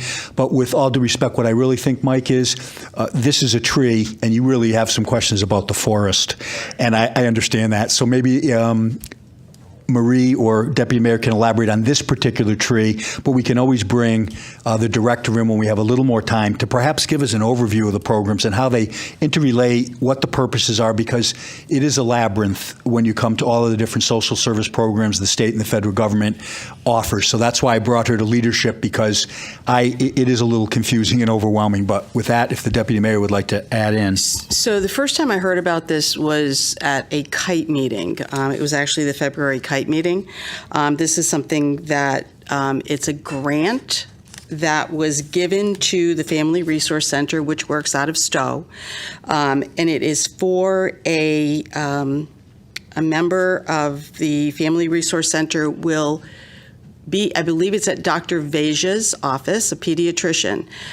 It's a 2-year grant. And it works hand in hand with what the state is trying to do for early childhood development infant care. So it is a grant that's not coming from us personally, and it's being worked through the Family Resource Center, through this pediatrician's office. There was only 2 grants provided. One was to Enfield. I'm sorry, I can't remember where the second one was. And I do know that Dr. Callan was instrumental in trying to move this grant into our town. So that is the best that I could tell you about it. Do you want to wait on it? No, I'm You fine. sure? This is stuff I just want to know No, more I know, about. but Yeah. we can No, I'm good. schedule No, I don't it. want to, folks Okay. feel, I Any- won't derail it. Any other questions? Okay, all in favor? Opposed? It's unanimous. Thank you. Moving on, resolution authorizing the town manager to sign National Purchasing Cooperative Participation Agreement. There is no budget impact. The recommendation is the council approve. Be it resolved that the Enfield Town Council authorizes the town manager or his designee to execute and sign all documents necessary for the National Purchasing Cooperative, subject to review by the town attorney. Date prepared 3/27/24, prepared by John A. Wilcox. Second. Motion's made and seconded. Are there any questions? Seeing none, all in favor? Opposed? Abstentions? Okay, good. We're moving on to 13B, appointments, town council. There are none tonight.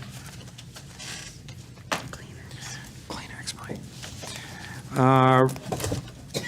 And we're moving on to a resolution regarding the appointment of the town attorney. Be it resolved that the Enfield Town Council does hereby appoint blank as town attorney for the town of Enfield effective April 2nd, 2024 for a term which expires December 31st, 2025. And be it further resolved, the town attorney shall be compensated at an annual rate of $75,000. And be it further resolved that the town council does hereby authorize Mayor Nelson to sign the employment agreement with blank as the town attorney for the town of Enfield. Date prepared 3/27/2024, prepared by the town attorney's office.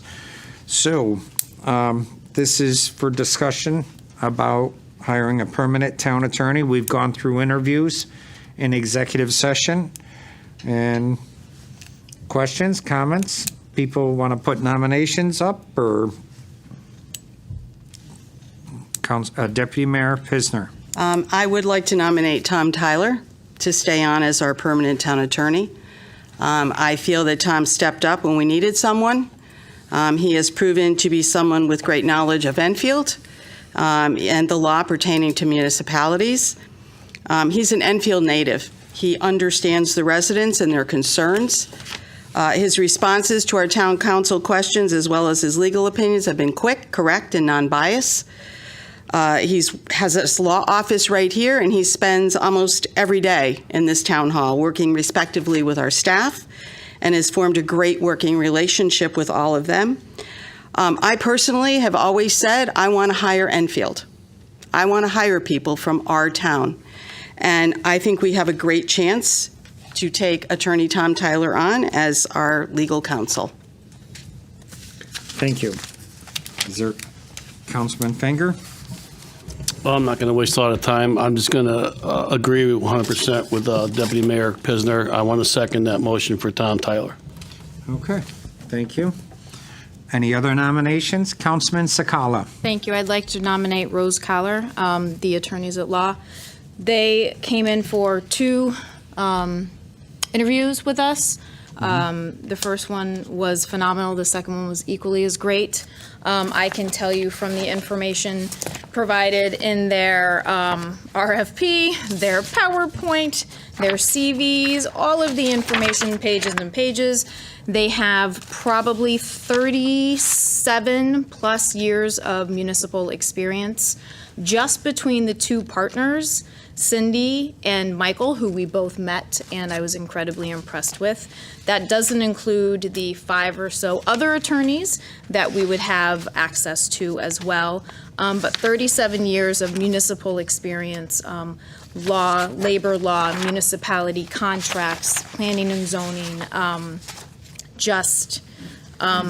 a lot of employment and labor, and I understand that that is something that we have been dealing with a lot of. So my nomination is for Rose Keller. And I'd like to second Cindy from the law firm. Excuse me. I, too, believe that what was presented in both interviews was outstanding. She was very detailed and represents her firm very well. And with all the years' experience that they have, we can't go wrong. This is what we need in our town, experienced municipal law. And with the law firm itself will get us through rough periods, and it'll progress Enfield forward. Thank you. Thank you, Councilman Mangini. Any other nominations? Motion's made to close. Second. Motion's made and seconded. All in favor of closing nominations? It's unanimous. Any comments or questions before Councilman Ludwig? Again, I'm probably in a minority in this, and that's fine. I just don't like the way this is being handled. We should be coming here. Again, I'm all for transparency and, talking about things in public, but we have a right to negotiate with whoever folks want it as a lawyer, as a counsel before doing this. I don't know what this employment agreement is. I need to see it before I agree to any, no matter who it is. I'm just not ready to make a decision. I mean, I know we had 2 interviews, but I'm not ready to make a decision. And I was impressed with both nominees, but there's questions I have with Rose, and there's questions I have with our current town attorney. But again, for me, I'm just not ready, and I'm sorry, but I'm not ready to vote on this tonight. So if we do have a vote, I'll be abstaining. Okay. Councilman Santinella. Yeah, I tend to, I agree with Councilor Ludwig. And just a couple comments. When we put together this RFP, residency in Enfield was not a criteria. And it seems as though, no disrespect to Attorney Tyler, right? But it wasn't a criteria, and now it seems to be a criteria. So if that is the case, I think we kind of missed the mark there. But I think there's a lot of questions about the details of the arrangement that we would want to have with this attorney. I asked a question by email earlier today. Did we even ask the attorneys who we interviewed if the salary was acceptable to them? If they've agreed to the salary? And I got that, we hadn't even asked that question. So as we're nominating people here, we have no idea whether or not the salary is appropriate or what they would accept. And I just think there's more discussion to be had. And so I don't think this is the time to move forward with this. And we should take this under consideration and bring it back some other time. Deputy Mayor Pisner. So I did say that it's my personal opinion. My personal opinion. It was never in that it had to be an Enfield native. It's my personal opinion, and that's what I've said right along, that I'd like to see more people who live in this town be hired, because then they have some real skin in the game. And that's my own personal feelings. So you're right with that. The one thing that I did see, I did not sit through the first set of interviews, but I did sit through the second set of interviews. And my big question with Rose Keller firm was that I wasn't sure we were going to get Cindy as our attorney.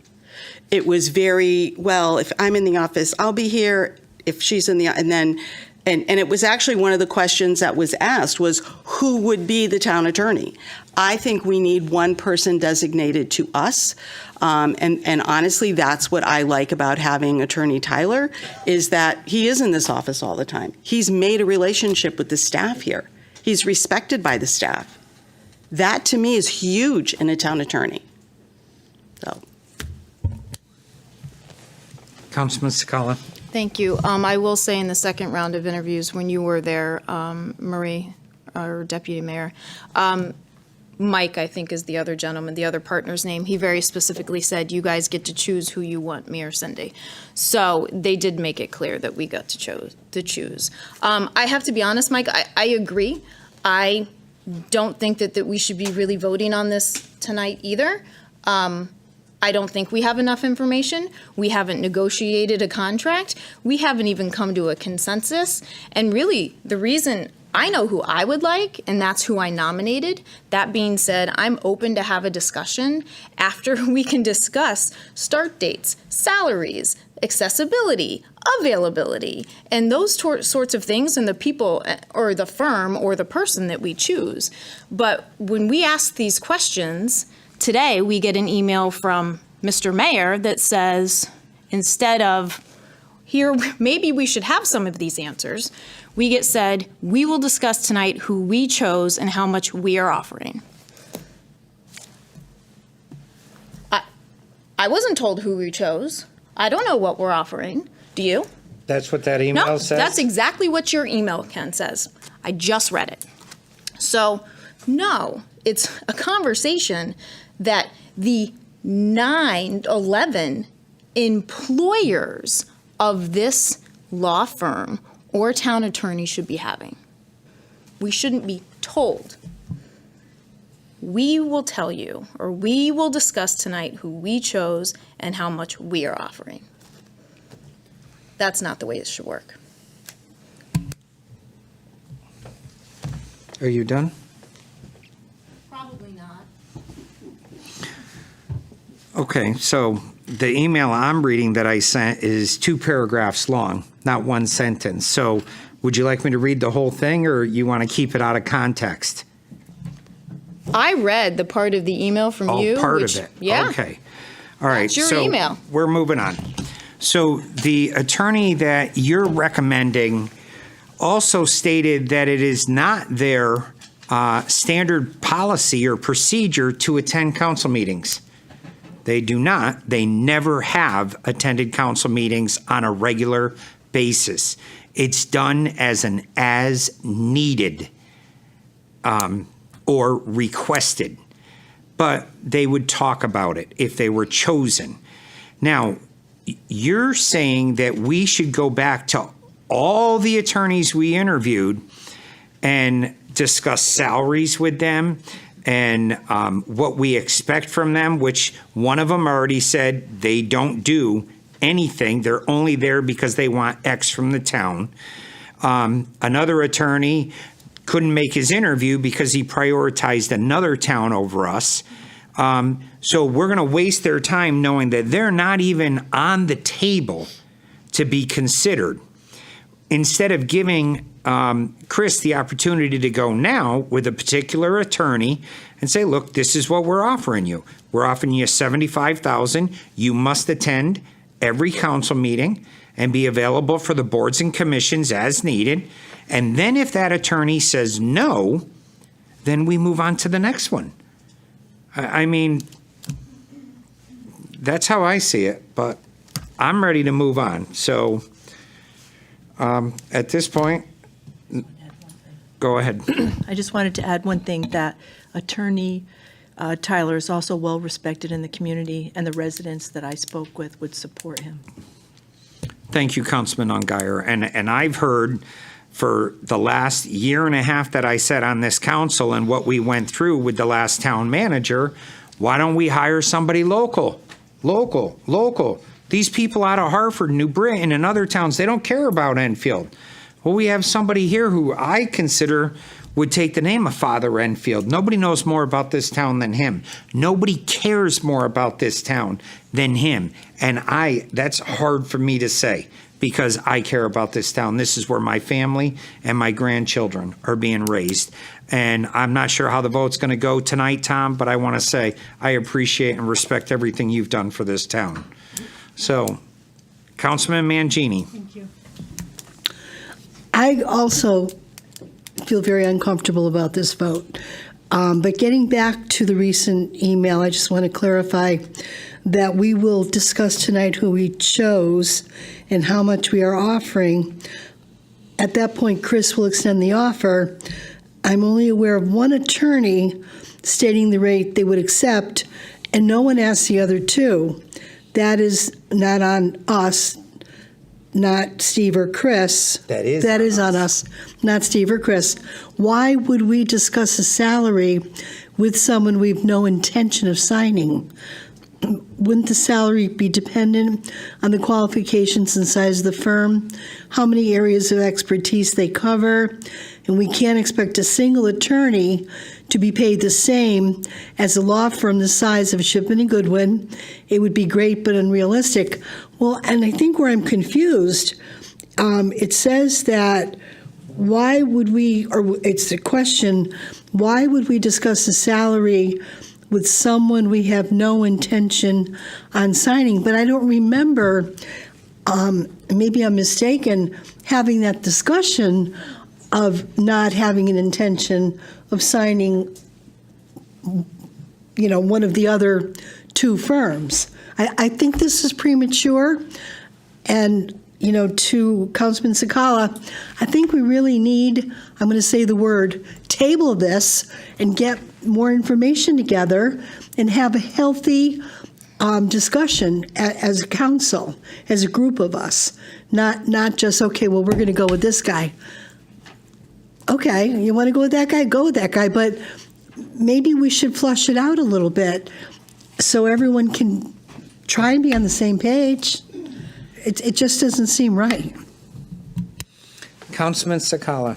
You asked me if I'd done, and I said probably not. So, Councilman Mangini, I don't think it was premature. I think it was predetermined. This was all part of the plan. So it's not transparent. It's not a fair shake. It was predetermined who was going to be the town attorney. And I can absolutely understand that there are probably people in the public, probably people in the town hall, definitely people up on here on this dais that respect Attorney Tyler and his work and his commitment to the community. I know he has a commitment to the community, but I'm going to tell you this. He did nothing but disparage this town, our employees, the 11 people up here on this council, the town manager, our prior town attorney for 2+ years.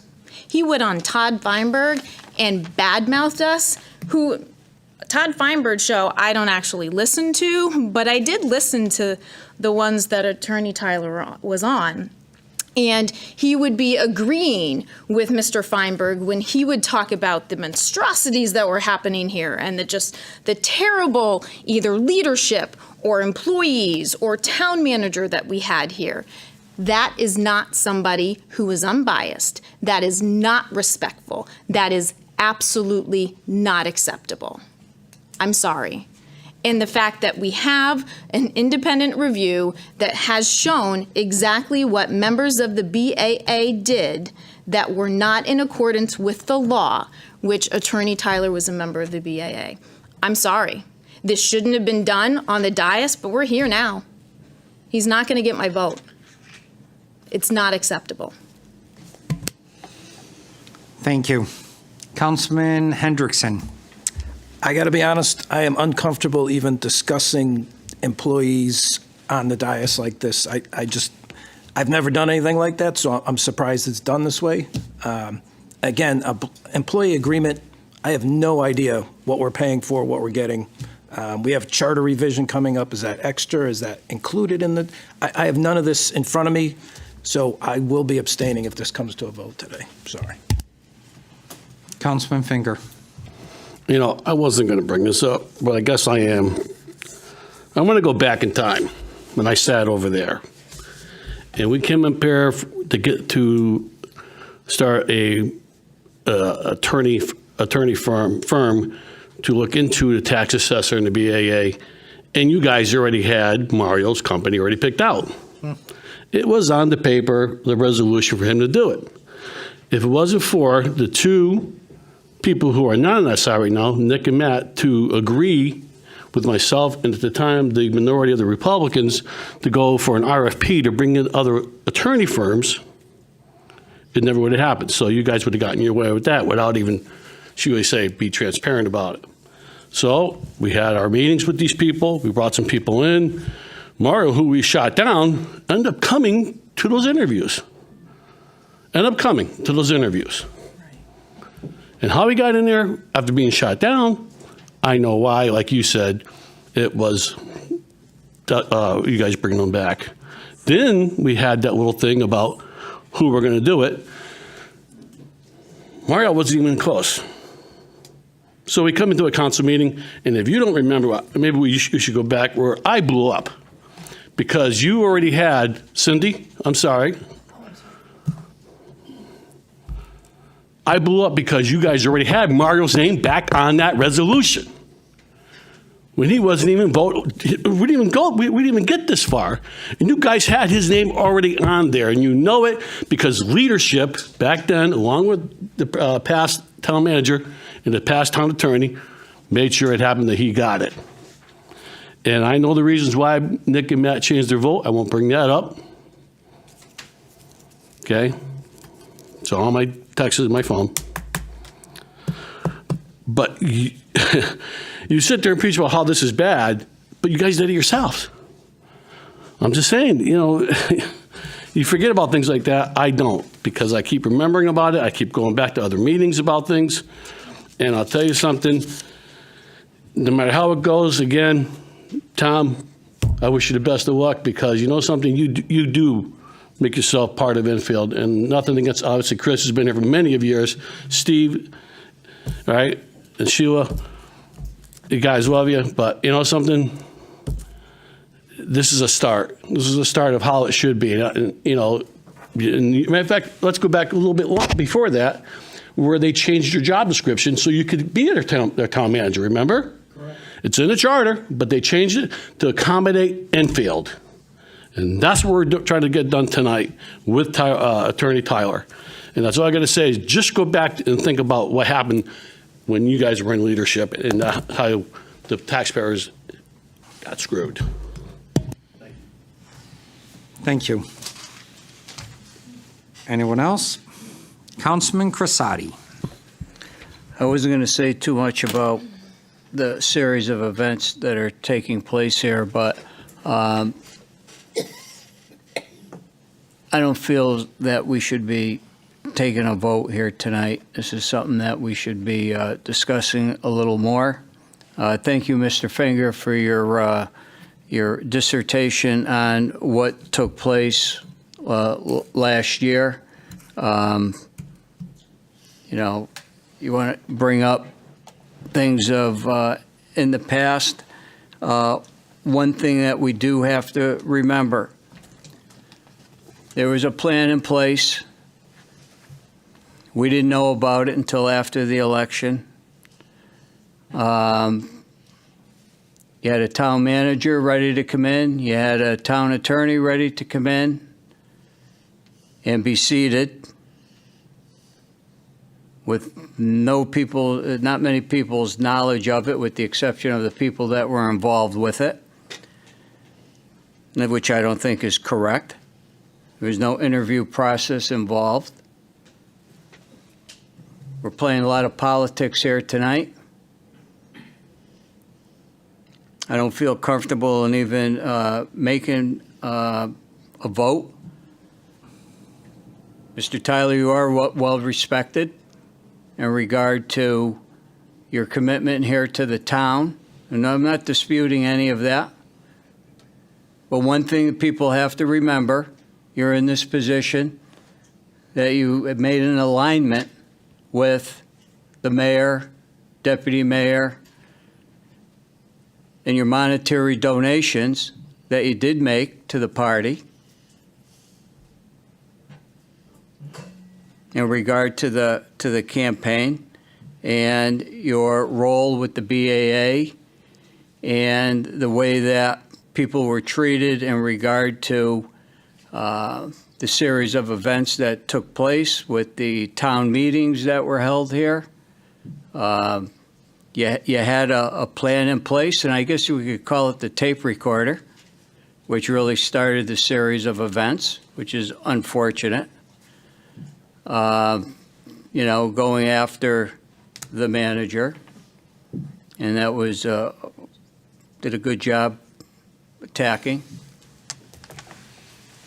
Got your way.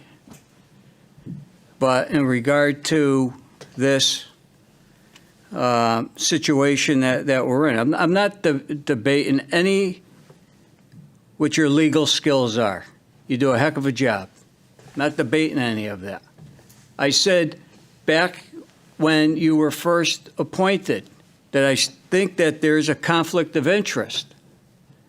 And you're very good at saying that if you have a conflict with people, that you would recommend them to go to another attorney. You would recommend that to your clients. You're good at doing that. But I still think that there's a conflict here. And I'm not comfortable with the conflict of interest, in my opinion, that we have here. You dispute staff. You dispute previous people working in the attorney's office. Now in the position that you're in, now you maybe see a different perspective of things. And I can appreciate that, because you said it yourself. You appreciate the staff now, that you appreciate the people that work in the town attorney's office. They work very, very hard. You see that. For 2 years, didn't seem that way.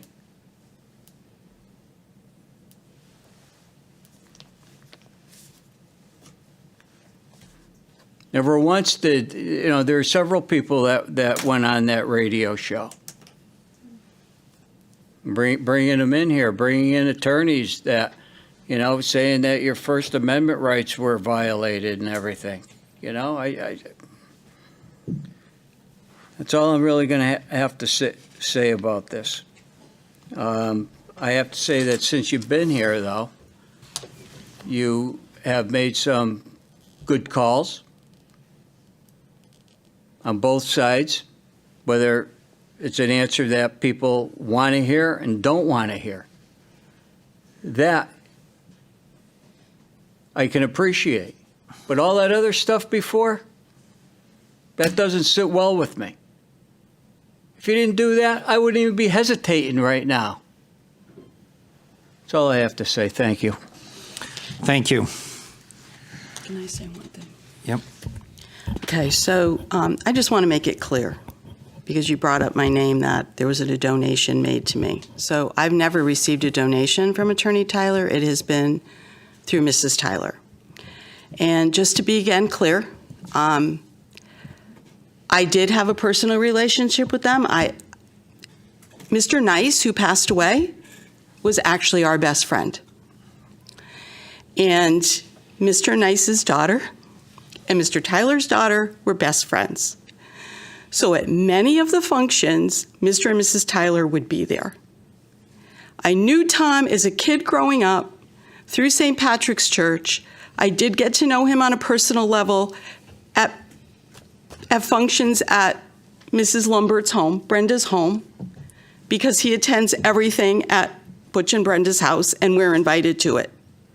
So the donations that have come through to me have been from Mrs. Tyler, and I know them on a personal level. It is not anything to do with that. I believe that Tom Tyler is the best candidate we have for a town attorney.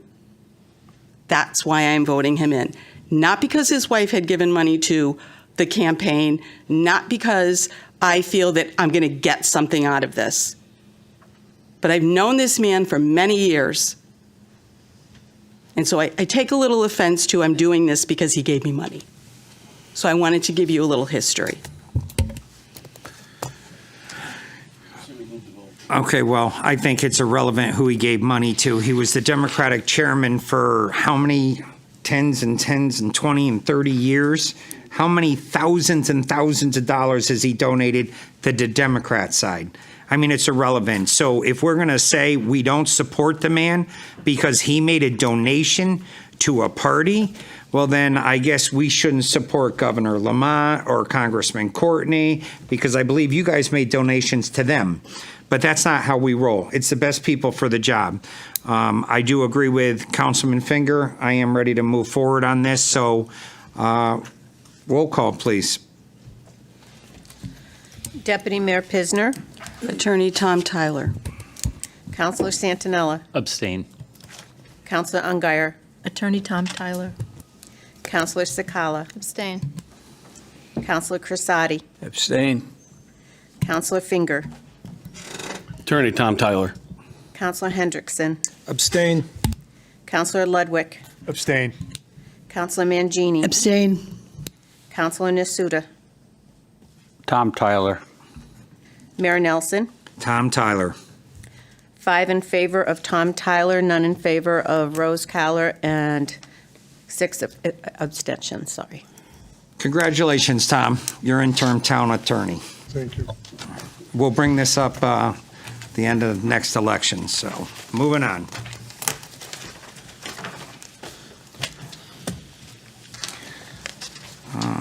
Resolution authorizing the town manager to sign letter of support for PIECP program.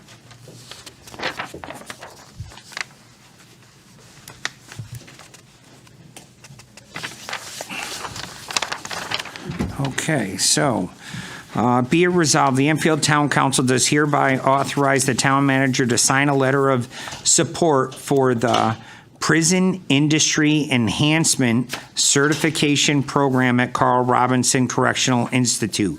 Date prepared 4/1/24, prepared by Office of Economic and Community Development. Welcome, Christy. Hello. Mr. Mayor, good evening. I would just like to introduce, and I don't know his last name, I know his first name, Matt. He's from the Department of Corrections. He contacted the town, and Christie vetted the program and brought it to my attention. I talked to leadership about it, and we've had a very long-standing and good relationship with our neighbors at the DOC. So we thought this was worthy of your consideration, but we wanted you to hear from Matt directly and DOC on what it is, and you could ask appropriate questions, and if so inclined, would approve the program and allow me to sign the resolution. So with that, I give you Matt. Good evening, folks. My name is Matt Keene. I am the Director of Correctional Enterprise for Connecticut's DOC, Department of Correction. And I'd like to thank you for letting me come here this evening to explain a program that is a national program.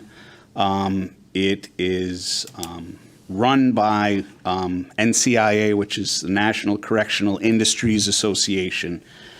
So, not knowing the magnitude of people I would be addressing, I only have 10 copies of the various handouts that I have. One explains what NCIA does, and essentially they're like a bit of a clearinghouse where prison industries officials submit applications, so current offenders are allowed to work for private industry corporations. So I call it a PICEP program, Prison Industries Enhancement Certification Program.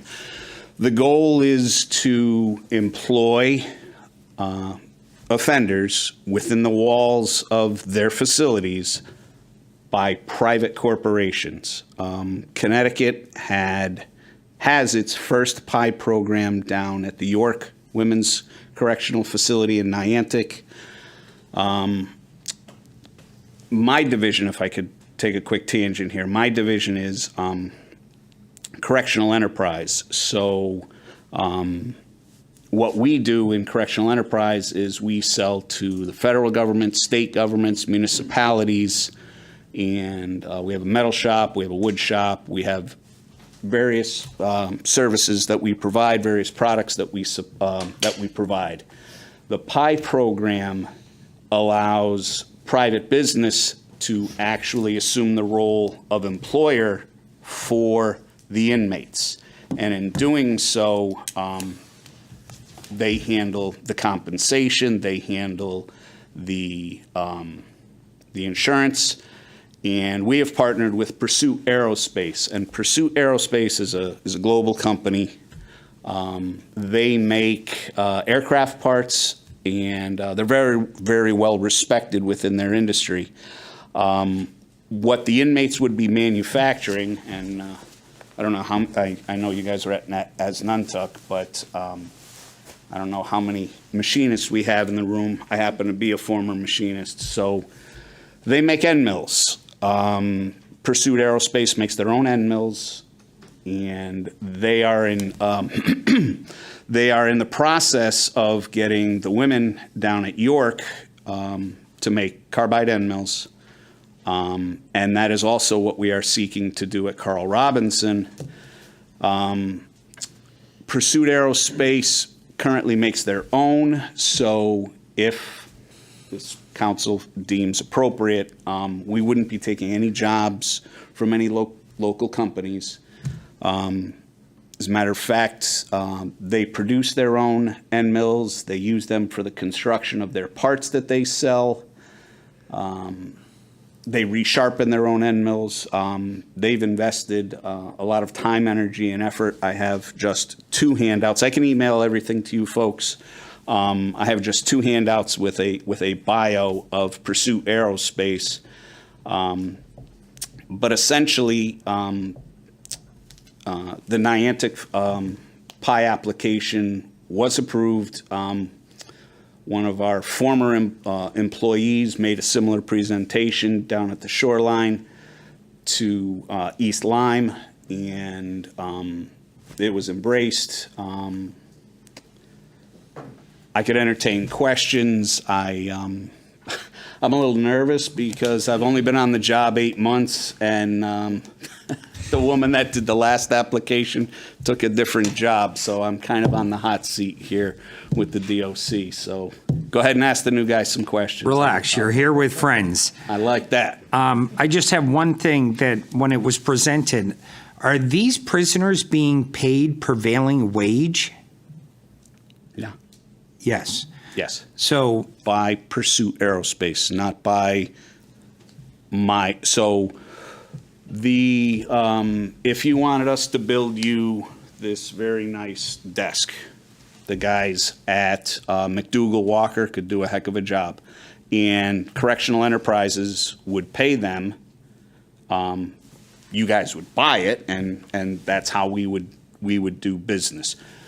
With a PI program, because it's a partnership with a private industry, that business takes on the responsibility of paying the employees. Oh, excuse me, they're not employees, they're inmate workers, which might be splitting hairs, but that's what we say. So, and so the inmate receives all of the money? So, you're catching me on a point that I'd like to reference. There are various distinctions that must happen with employee compensation. So, correction departments may take a series of deductions from wages earned by offenders. Permissible deductions are limited to room and board, taxes, such as federal and state FICA, family support, and crime victim compensation / assistance. These deductions must not total more than 80% of the gross wages. So the York project is not off the ground yet. The equipment, which again I have layouts of the equipment that'll go in basically 1,000 square foot shops, which is a pretty small shop if you know anything about manufacturing. But those machines aren't operational yet. I would say that the York project is the first one Connecticut's undertaken. Like I said, one of my former employees quarterbacked that application. So I'm not going to lie to you, we're in the learning process, but that is a requirement. The requirement is that they are paid prevailing wage. As a former machinist, I know somebody who walks through the door that has zero experience in manufacturing doesn't make $25 an hour. So you gotta you got to earn your keep to get there. So it's my understanding that while I've researched prevailing wages, those are for skilled workers. You folks are talking about As Nuntuck. We've partnered with As Nuntuck, and there's some certifications that we are pursuing for these inmate workers. So what the actual rate of pay is decided by the employer. That's Pursuit. Correct, but prevailing wage is prevailing wage. A laborer, and I think Councilman Finger can back this up, a laborer is $40+ an hour They're with not gonna- zero experience. That's prevailing wage. That's not your choice. That's the union's decision on prevailing wage. When we hire a non-union company and the bid requires them to pay prevailing wage, they have to pay those employees that money. And, you know, there's a lot of people in Enfield that would only dream of making that kind of money. My last question is, who paid for the machinist equipment? So I don't know if you've heard of Vocational Village. There was a massive grant that was, again, put into place long before I got here. And the Department of Corrections will ultimately own the machines. Because we got this grant, Vocational Village money. So it's my hope as Director of Correctional Enterprise that I can work within the confines of the PI program so inmate laborers can make end mills for the technical high schools in the state, colleges within the state. Basically, if we can graduate this fledgling program to a point where Pursuit is our partner and they would be obtaining the lion's share of the end mills and fruits of their labor and paying them. But Pursuit, so I'm very, as a former machinist, I'm familiar with the phrase prevailing wage. Maybe not as well as your council members here. But when I worked in a machine shop, the prevailing wage for a brand new, off the street, going to put a broom in your hand first, the prevailing wage for that skill set was minimum wage. And it's my understanding that nobody at the York facility, nobody at Carl Robinson, and we're going to ask Summers, we would like to follow up at Osborne, there's no skilled machinists there worthy of a $40 wage. Right. So for me to tell you experientially how much they're going to be making, I cannot tell you that. I can tell you that the lens that I have been looking at this through and receiving feedback from is from a realistic, we're not paying them $2 an hour because that would be in violation, but we're not going to pay them $40 an hour because that would be counterintuitive to the skill set. Right. Councilman So does that answer? Yep. Yeah, I kind of follow along with the mayor. I guess that was my question too. So if someone who's high school, graduated from high school, entry level, they would get paid minimum wage for this company to make, right, versus. That's my understanding. I'm not trying to be evasive. I didn't bring them. That's my only, I'm Yeah. all for giving people second chances. I'm all for giving them a chance to learn a skill, to get back and being productive members of society. However, I have to admit, I struggle if someone's in prison gets a better wage than someone who's abiding by the law and doing what, just maybe they don't have the experience, which, and they're going to make minimum wage and they have to pay for rent, they have to pay for, so I'm trying to do the balance sheet in my head. I'm for the program. I'm all for giving people second chances. However, I got to tell you, I don't know if I need some more information on how it compares. What I don't want to do is penalize the individual who actually is abiding by the law, who's doing what they need to do and looking for work, yet they're going to get minimum wage. Yet they got to pay for rent, they got to pay for their own food, they got to pay for their own health care. Education. Yeah. They got to pay for that. So I'm just trying to do the balance sheet in my head. So if I could stand on a stack of Bibles and tell you that I know Pursuit is, I can tell you the discussions that I've had with the representatives from Pursuit is the pie in the sky prevailing wage that we are all assuming, prevailing wage electricians, prevailing wage plumbers, prevailing wage machinists. They don't merit that Right. at this introductory stage. I had to show video of what an end mill was to people at the Department of Correction because I came over from the technical Not high arguing, school. but this is a state grant, right, or federal grant? Federal. So again, sorry, in my experience, sorry, when we get federal or state money, they dictate what eventually who's getting paid what. And I'm not questioning, I just need to see it in writing. Do we have time on this? Is something you need tonight? I would like a little more information. I'm sorry, look, I'm all for second chances. I think it's great. We supported the program when they did the classes over at Asnuntuck. They may be still doing them. But again, I got to tell you, my experience, I know what's going to happen here. You're right, they may not have any experience. They get paid more. Again, the individual who's doing the right thing, just because they haven't got education yet, they haven't, I don't know, this is where I struggle a little bit with this. That's all. Sorry, go ahead. Mr. Yeah. Mayor, I might add maybe, and that's why we wanted to bring it to answer these questions if we need to get follow-up information. But I think one thing is important to note. You could have an inmate sitting there, we're paying his room and board. Right. If there's victims' damages, they're not being paid. If there's child support, and in many cases there is, it's not being paid. So you have a private company who's now going to pay these individuals to get a skill for when they come out. And now we are going to get reimbursed for their room and board. If there's child support owing, it's going to be paid.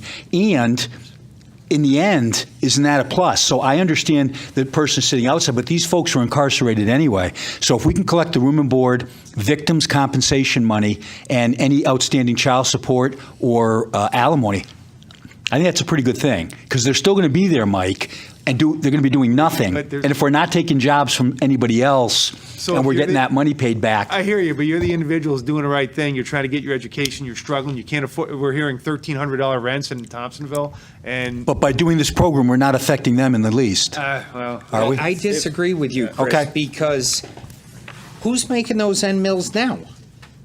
Today. Somebody's making them, and they're not prisoners. Skilled pursuit machinists. Right. So we're taking the work from these people and giving it to prisoners because somebody's making them now. So somebody is losing work. They may not be losing their job, but they may be doing cutbacks or something like that with people in the department through attrition. I understand that. We could perhaps get more information. I was hopeful that what we're doing is they're expanding, and this is a way for them to do it additionally. But I think you're right. I think maybe through Matt we should find out, is this company and where they're located, are they going to do layoffs? Are they going to close shops? Because then I'm with you. And along with Councilman Ludwig, they're getting free education. We just toured Asnuntuck. It's not free. Those programs like that are not free. Certain classes are, but a resident has to pay $15,000 to $20,000 to join that and get paid nothing. So if they commit a crime, they get free education and prevailing wage to learn that. It just ain't right.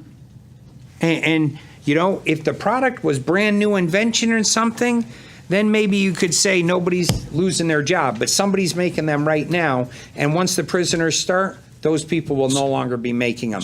You talk about for Asnuntuck, same thing. Somebody's making them, and they're not getting paid prevailing wage. So if I could provide some. No, go right some ahead. Maybe this gentleman needs to be. Go ahead. I just want to provide some clarity. So the research. I'm sorry. You're fine. You're doing fine. Sorry. Sorry. We're not. The research that was incumbent upon me for successful PI programs is there's not supposed to be any competition that our industries or these PI program participants would be affecting. The research that I conducted was such that you're not supposed to displace any private business within 25 miles of whatever location has been decided on. People don't make carbide end mills in the state of Connecticut. We buy them from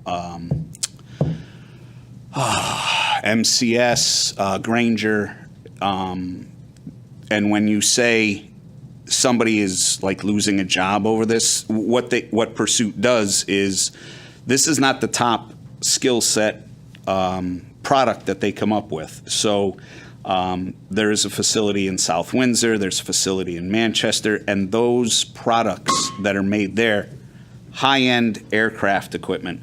This is like a bowl of cereal, and they're making a souffle in South Windsor. So, right, this is all CNC.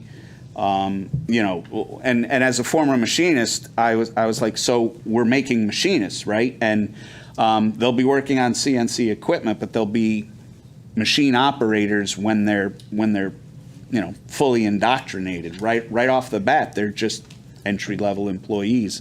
And to your point on, prevailing wage, they are allowed, and this is overseen by NCIA, these deductions such as room and board, crime victim compensation assistance.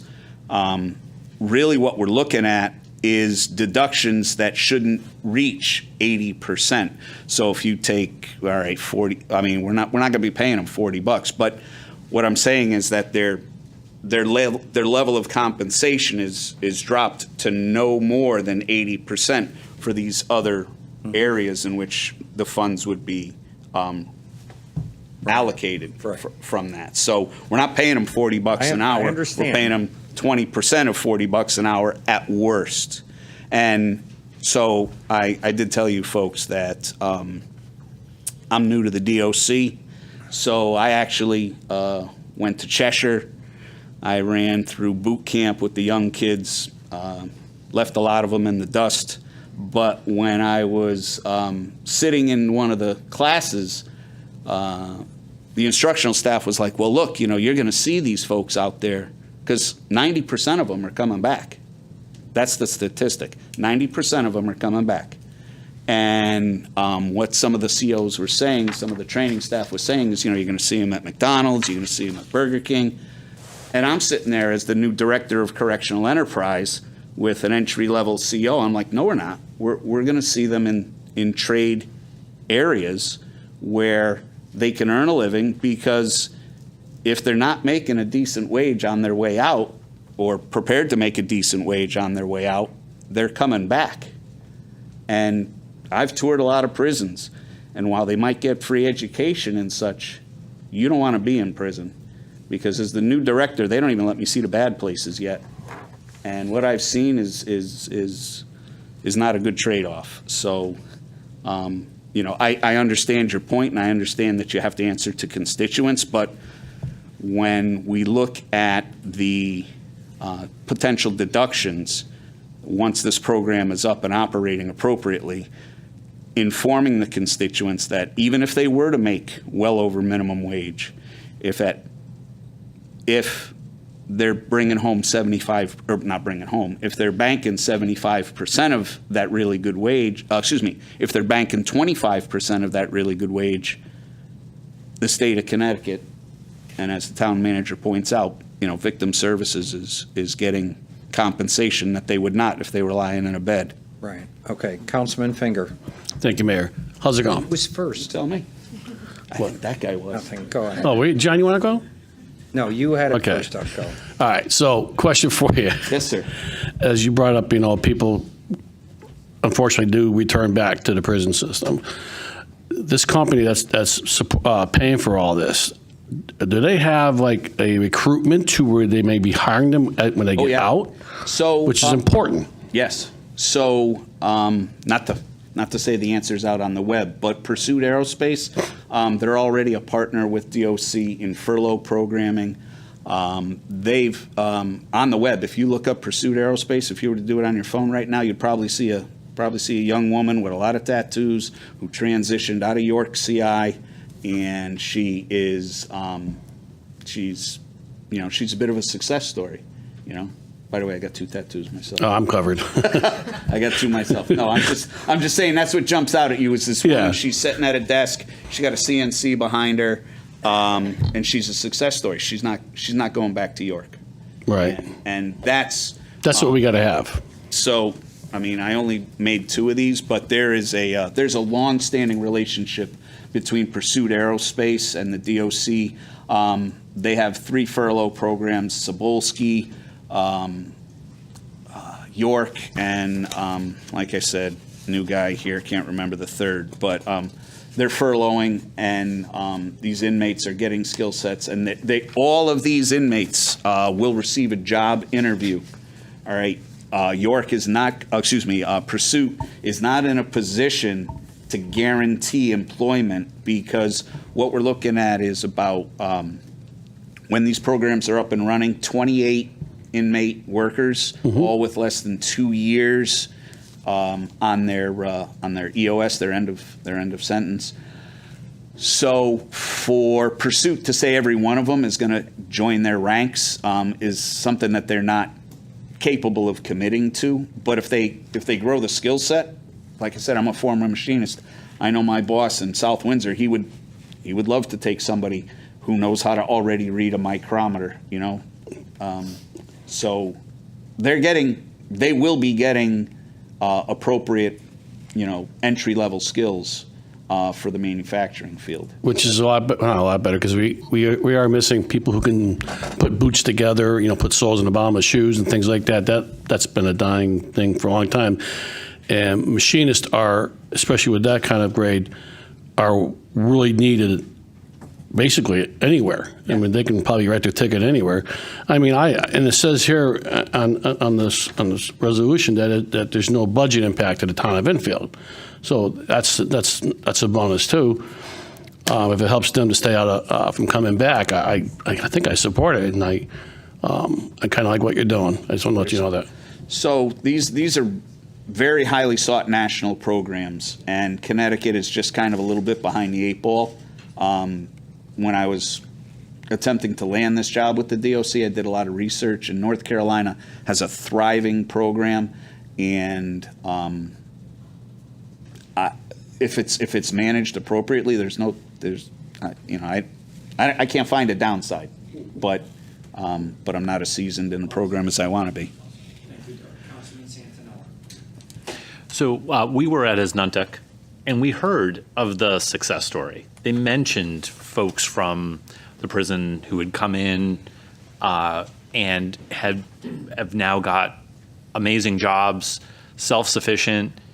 I mean, everything the town manager just said is absolutely right. I mean, we can focus on, the work that the person is doing that potentially takes something from another worker. But when you think about the victims and the cost savings to taxpayers and all those other things, and the reimbursement, and then that person can get out of prison and have some funds to rent an apartment and be somewhat self-sufficient, like the whole point is for them not to go back, because that's when it gets very expensive, right? They're there indefinitely and constantly costing us money to sustain them. So I think that it's a fantastic program, and I think this idea that the pie is only so big, and if one person's making something that they're taking it from someone else. I mean, sometimes the pie gets bigger because you have more people making things or more people producing. You're not taking from anybody, you're just being more productive. That seems to me like that's what this program is geared to do, rather than taking a job from someone who needs it. I mean, I think both people can have jobs and be productive, and the benefit is far greater than us not investing in people that actually have some chance of getting out of the prison system. Yeah.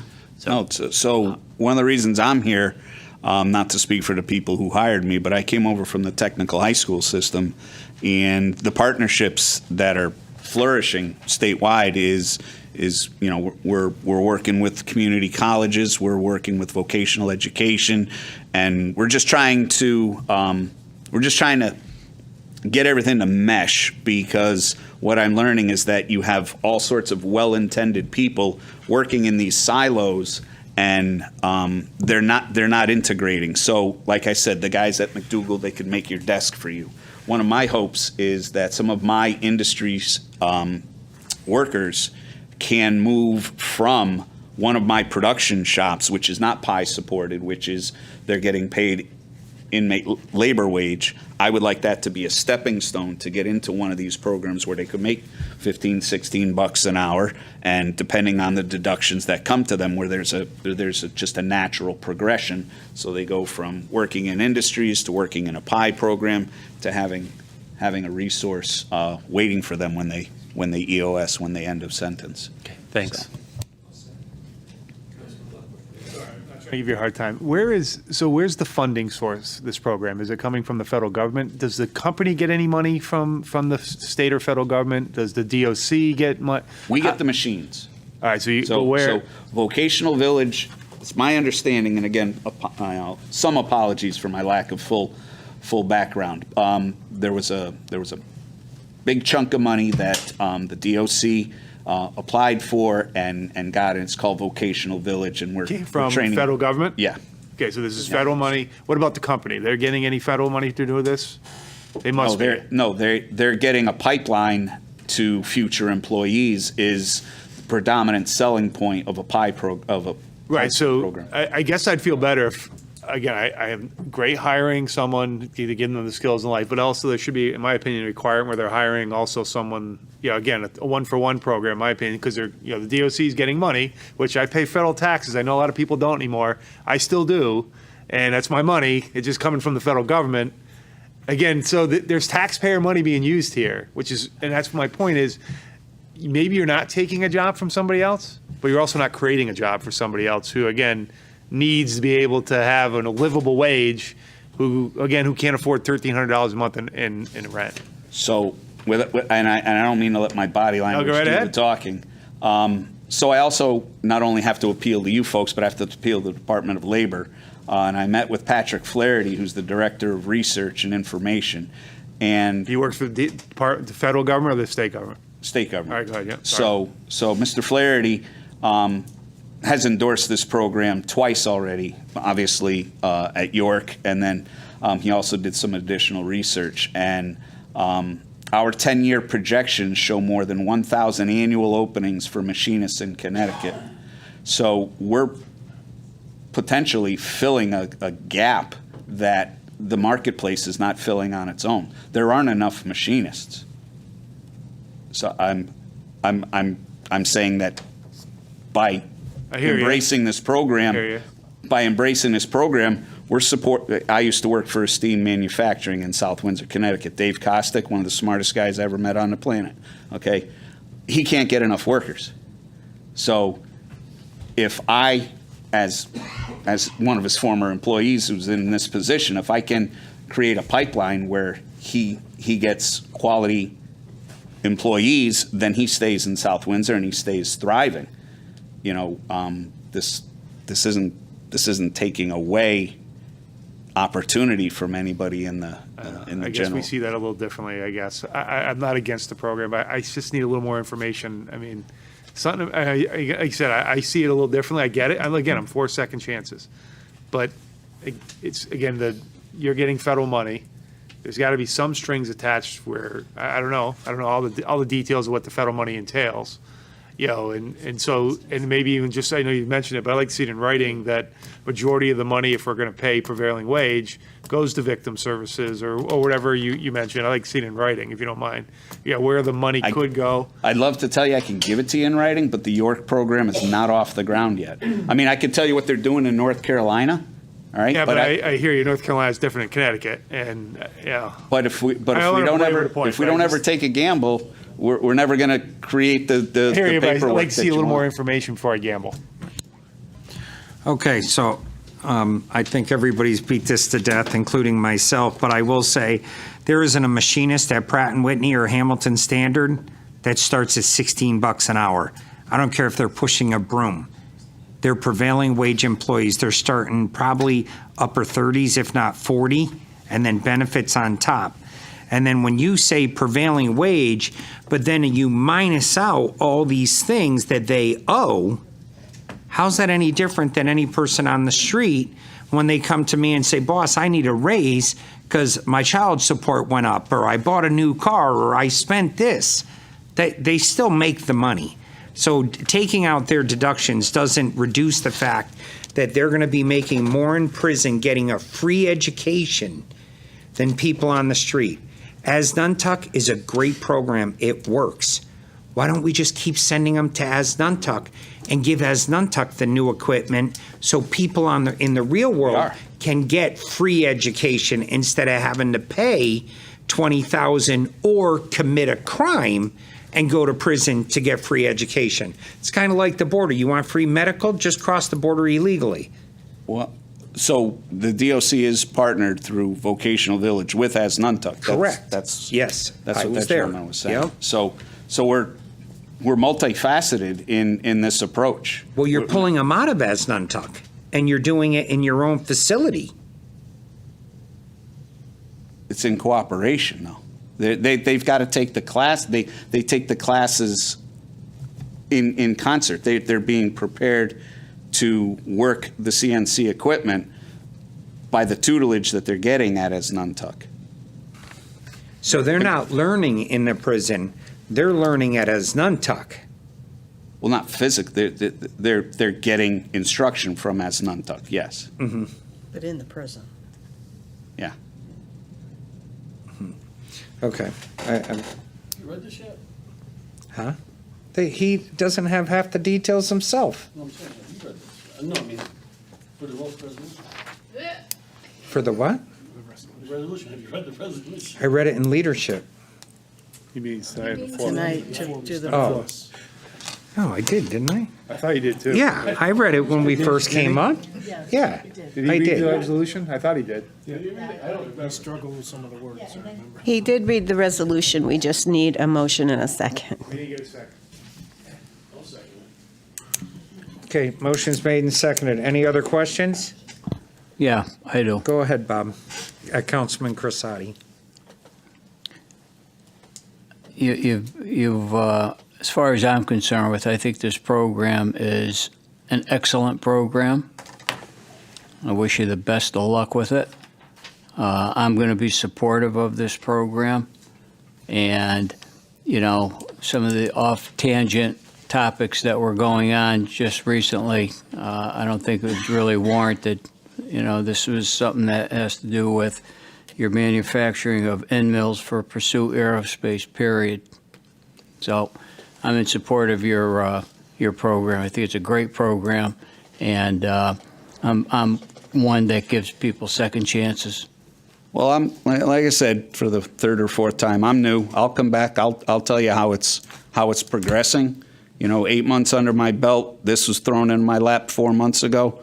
I'm gonna do my due diligence. Town Manager Bromson, he's very familiar with one of my sounding boards in Mr. McCluskey. We got a lot of good things going on. I don't plan to be a stranger. I'm the Director of Correctional Enterprise, and leave you my business card. I can report back to you folks at any time. We're going to learn as we go. We don't have it in ink yet, but with 50 other programs across the state, and it's not all. There are multiple programs in certain states and 0 programs in other states. So if this goes well, this will be Connecticut's number 2. We'll be looking for one up at Osborne for number 3. And I can report back to you folks with whatever information you're desiring, just as soon as it becomes practicable. Beautiful. Thank you. Okay, roll call, please. Deputy Mayor Pisner. Just because of lack of information, I'm going to vote no tonight. Counselor Santinella. 4. Counselor Ungary. 4. Counselor Sakala. 4. Counselor Crissati. 4. Counselor Finger. 4. Counselor Hendrickson. 4. Counselor Ludwig. Against. Counselor Mangini. 4. Counselor Nasuda. 4. And Mayor Nelson. Against. That's 8 in favor, 3 against. Congratulations. So among friends, that means it passed. Yep. I'll get you that and information. You did good for the. I will get you your information. All right. I appreciate it. Thank Sounds you. good. Thank you, Matt. I appreciate your Thank you. time. Have a good night. Good night. Thank you, Christie. No, he did good. Yeah.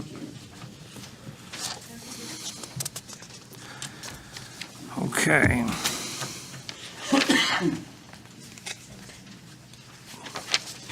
So we're moving on to a resolution authorizing the town manager to sign the Connecticut Department of Transportation Local Bridge Program supplemental application for partial reimbursement of the Orlando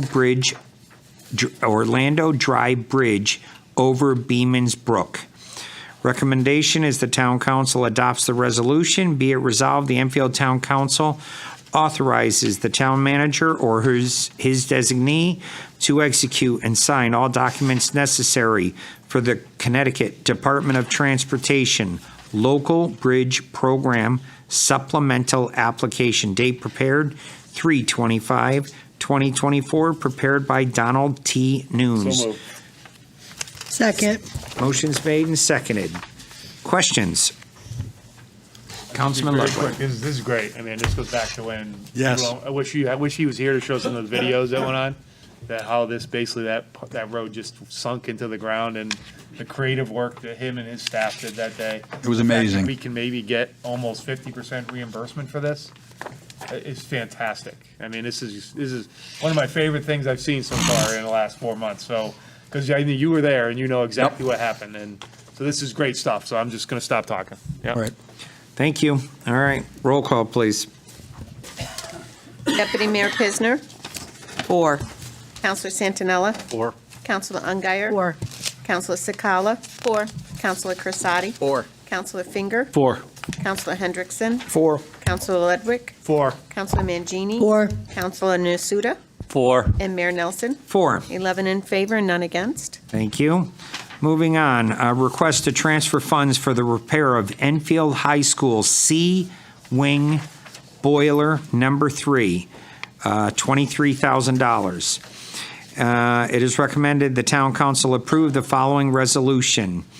Be it resolved that in accordance with Chapter 6, Section 8F of the Town Charter, the following transfer is hereby made from General Funds Revenue, $23,000, to General Funds Building and Grounds Maintenance, $23,000.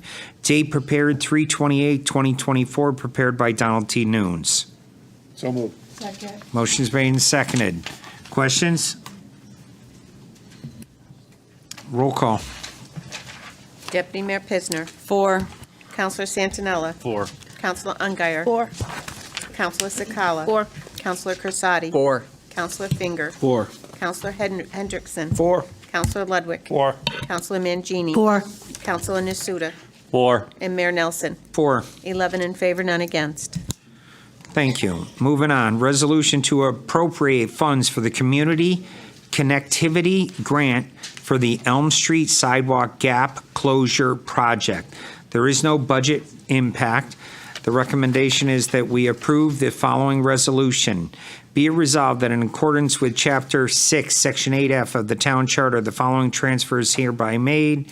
Grant-funded projects revenue, $584,400, to grant-funded projects, Elm Street Sidewalk Grant, $584,400. Date prepared 3/26/24, prepared by Donald T. Nunes. So moved. So moved. Second. Motion's made and seconded. Questions? Councilman Ludwig. Through the mayor, town manager, will there be a public hearing? I know there's a couple homes on that. This is good news, but every time we put sidewalks in and when we think it's great, some folks who have, and it's got to go through, it's going to go through as Nantucket too, correct?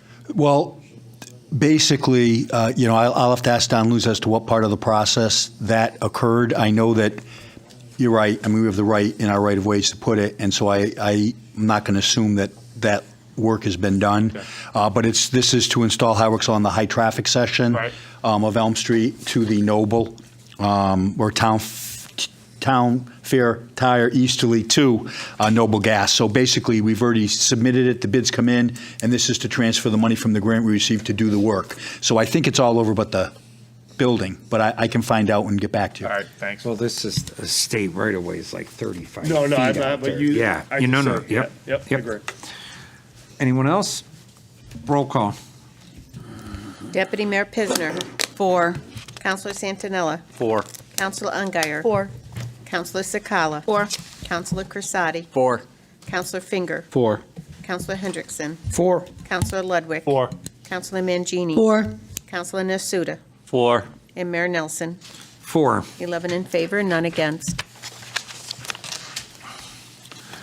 Okay, moving on. Request for transfer of funds. Do we? Oh, Resolution for the town manager. right. No, that's not. We already did that. It's out of order. Request resolution authorizing the town manager to sign the Connecticut DOT Transportation 5310 applications for operating and capital grants. Motion to waive the reading? Second. Motion's made. All in favor of reading the reading? I can't. Why can't I say? Am I having a stroke? I can't. We're all getting a little tongue-tied. The reading. All right. All right. All right. All in favor of waiving the reading? Opposed? Okay. Go ahead. Any questions? Basically, Mr. Mayor, this is to apply for a magic carpet bus. We had Cindy come to leadership to expound on this, and it's a $104,000 grant we're looking for. We have to pay 20% of the match, but we have that in the bus committee fund of $26,000. And then the second, the operating cost for Magic Carpet we do every year, and this is the state reimburses us fully for the running of the Magic Bus, and that's for $752,000. And that way it'll maintain current service at no cost to the town. No matching I funds. second the original motion too, officially, yeah. Questions? Sorry, Questions? Seeing none, roll call. Deputy Mayor Pisner. 4. Counselor Santinella. 4. Counselor Ungary. 4. Counselor Sakala. 4. Counselor Crisati. 4. Counselor Finger. 4. Counselor Hendrickson. 4. Counselor Ludwig. 4. Counselor Mangini. 4. Counselor Nasuda. 4. And Mayor Nelson. 4. 11 in favor, none against. Okay, next, we are on I, resolution to settle tax assessment appeal for 130 Town Farm Road. Motion to waive the reading? Second. All in favor? And I- Opposed? Abstention? The motion, Okay. I second the motion. All right, questions? Seeing none, roll call. Deputy Mayor Pisner. 4. Counselor Santinella. 4. Counselor Ungary. 4.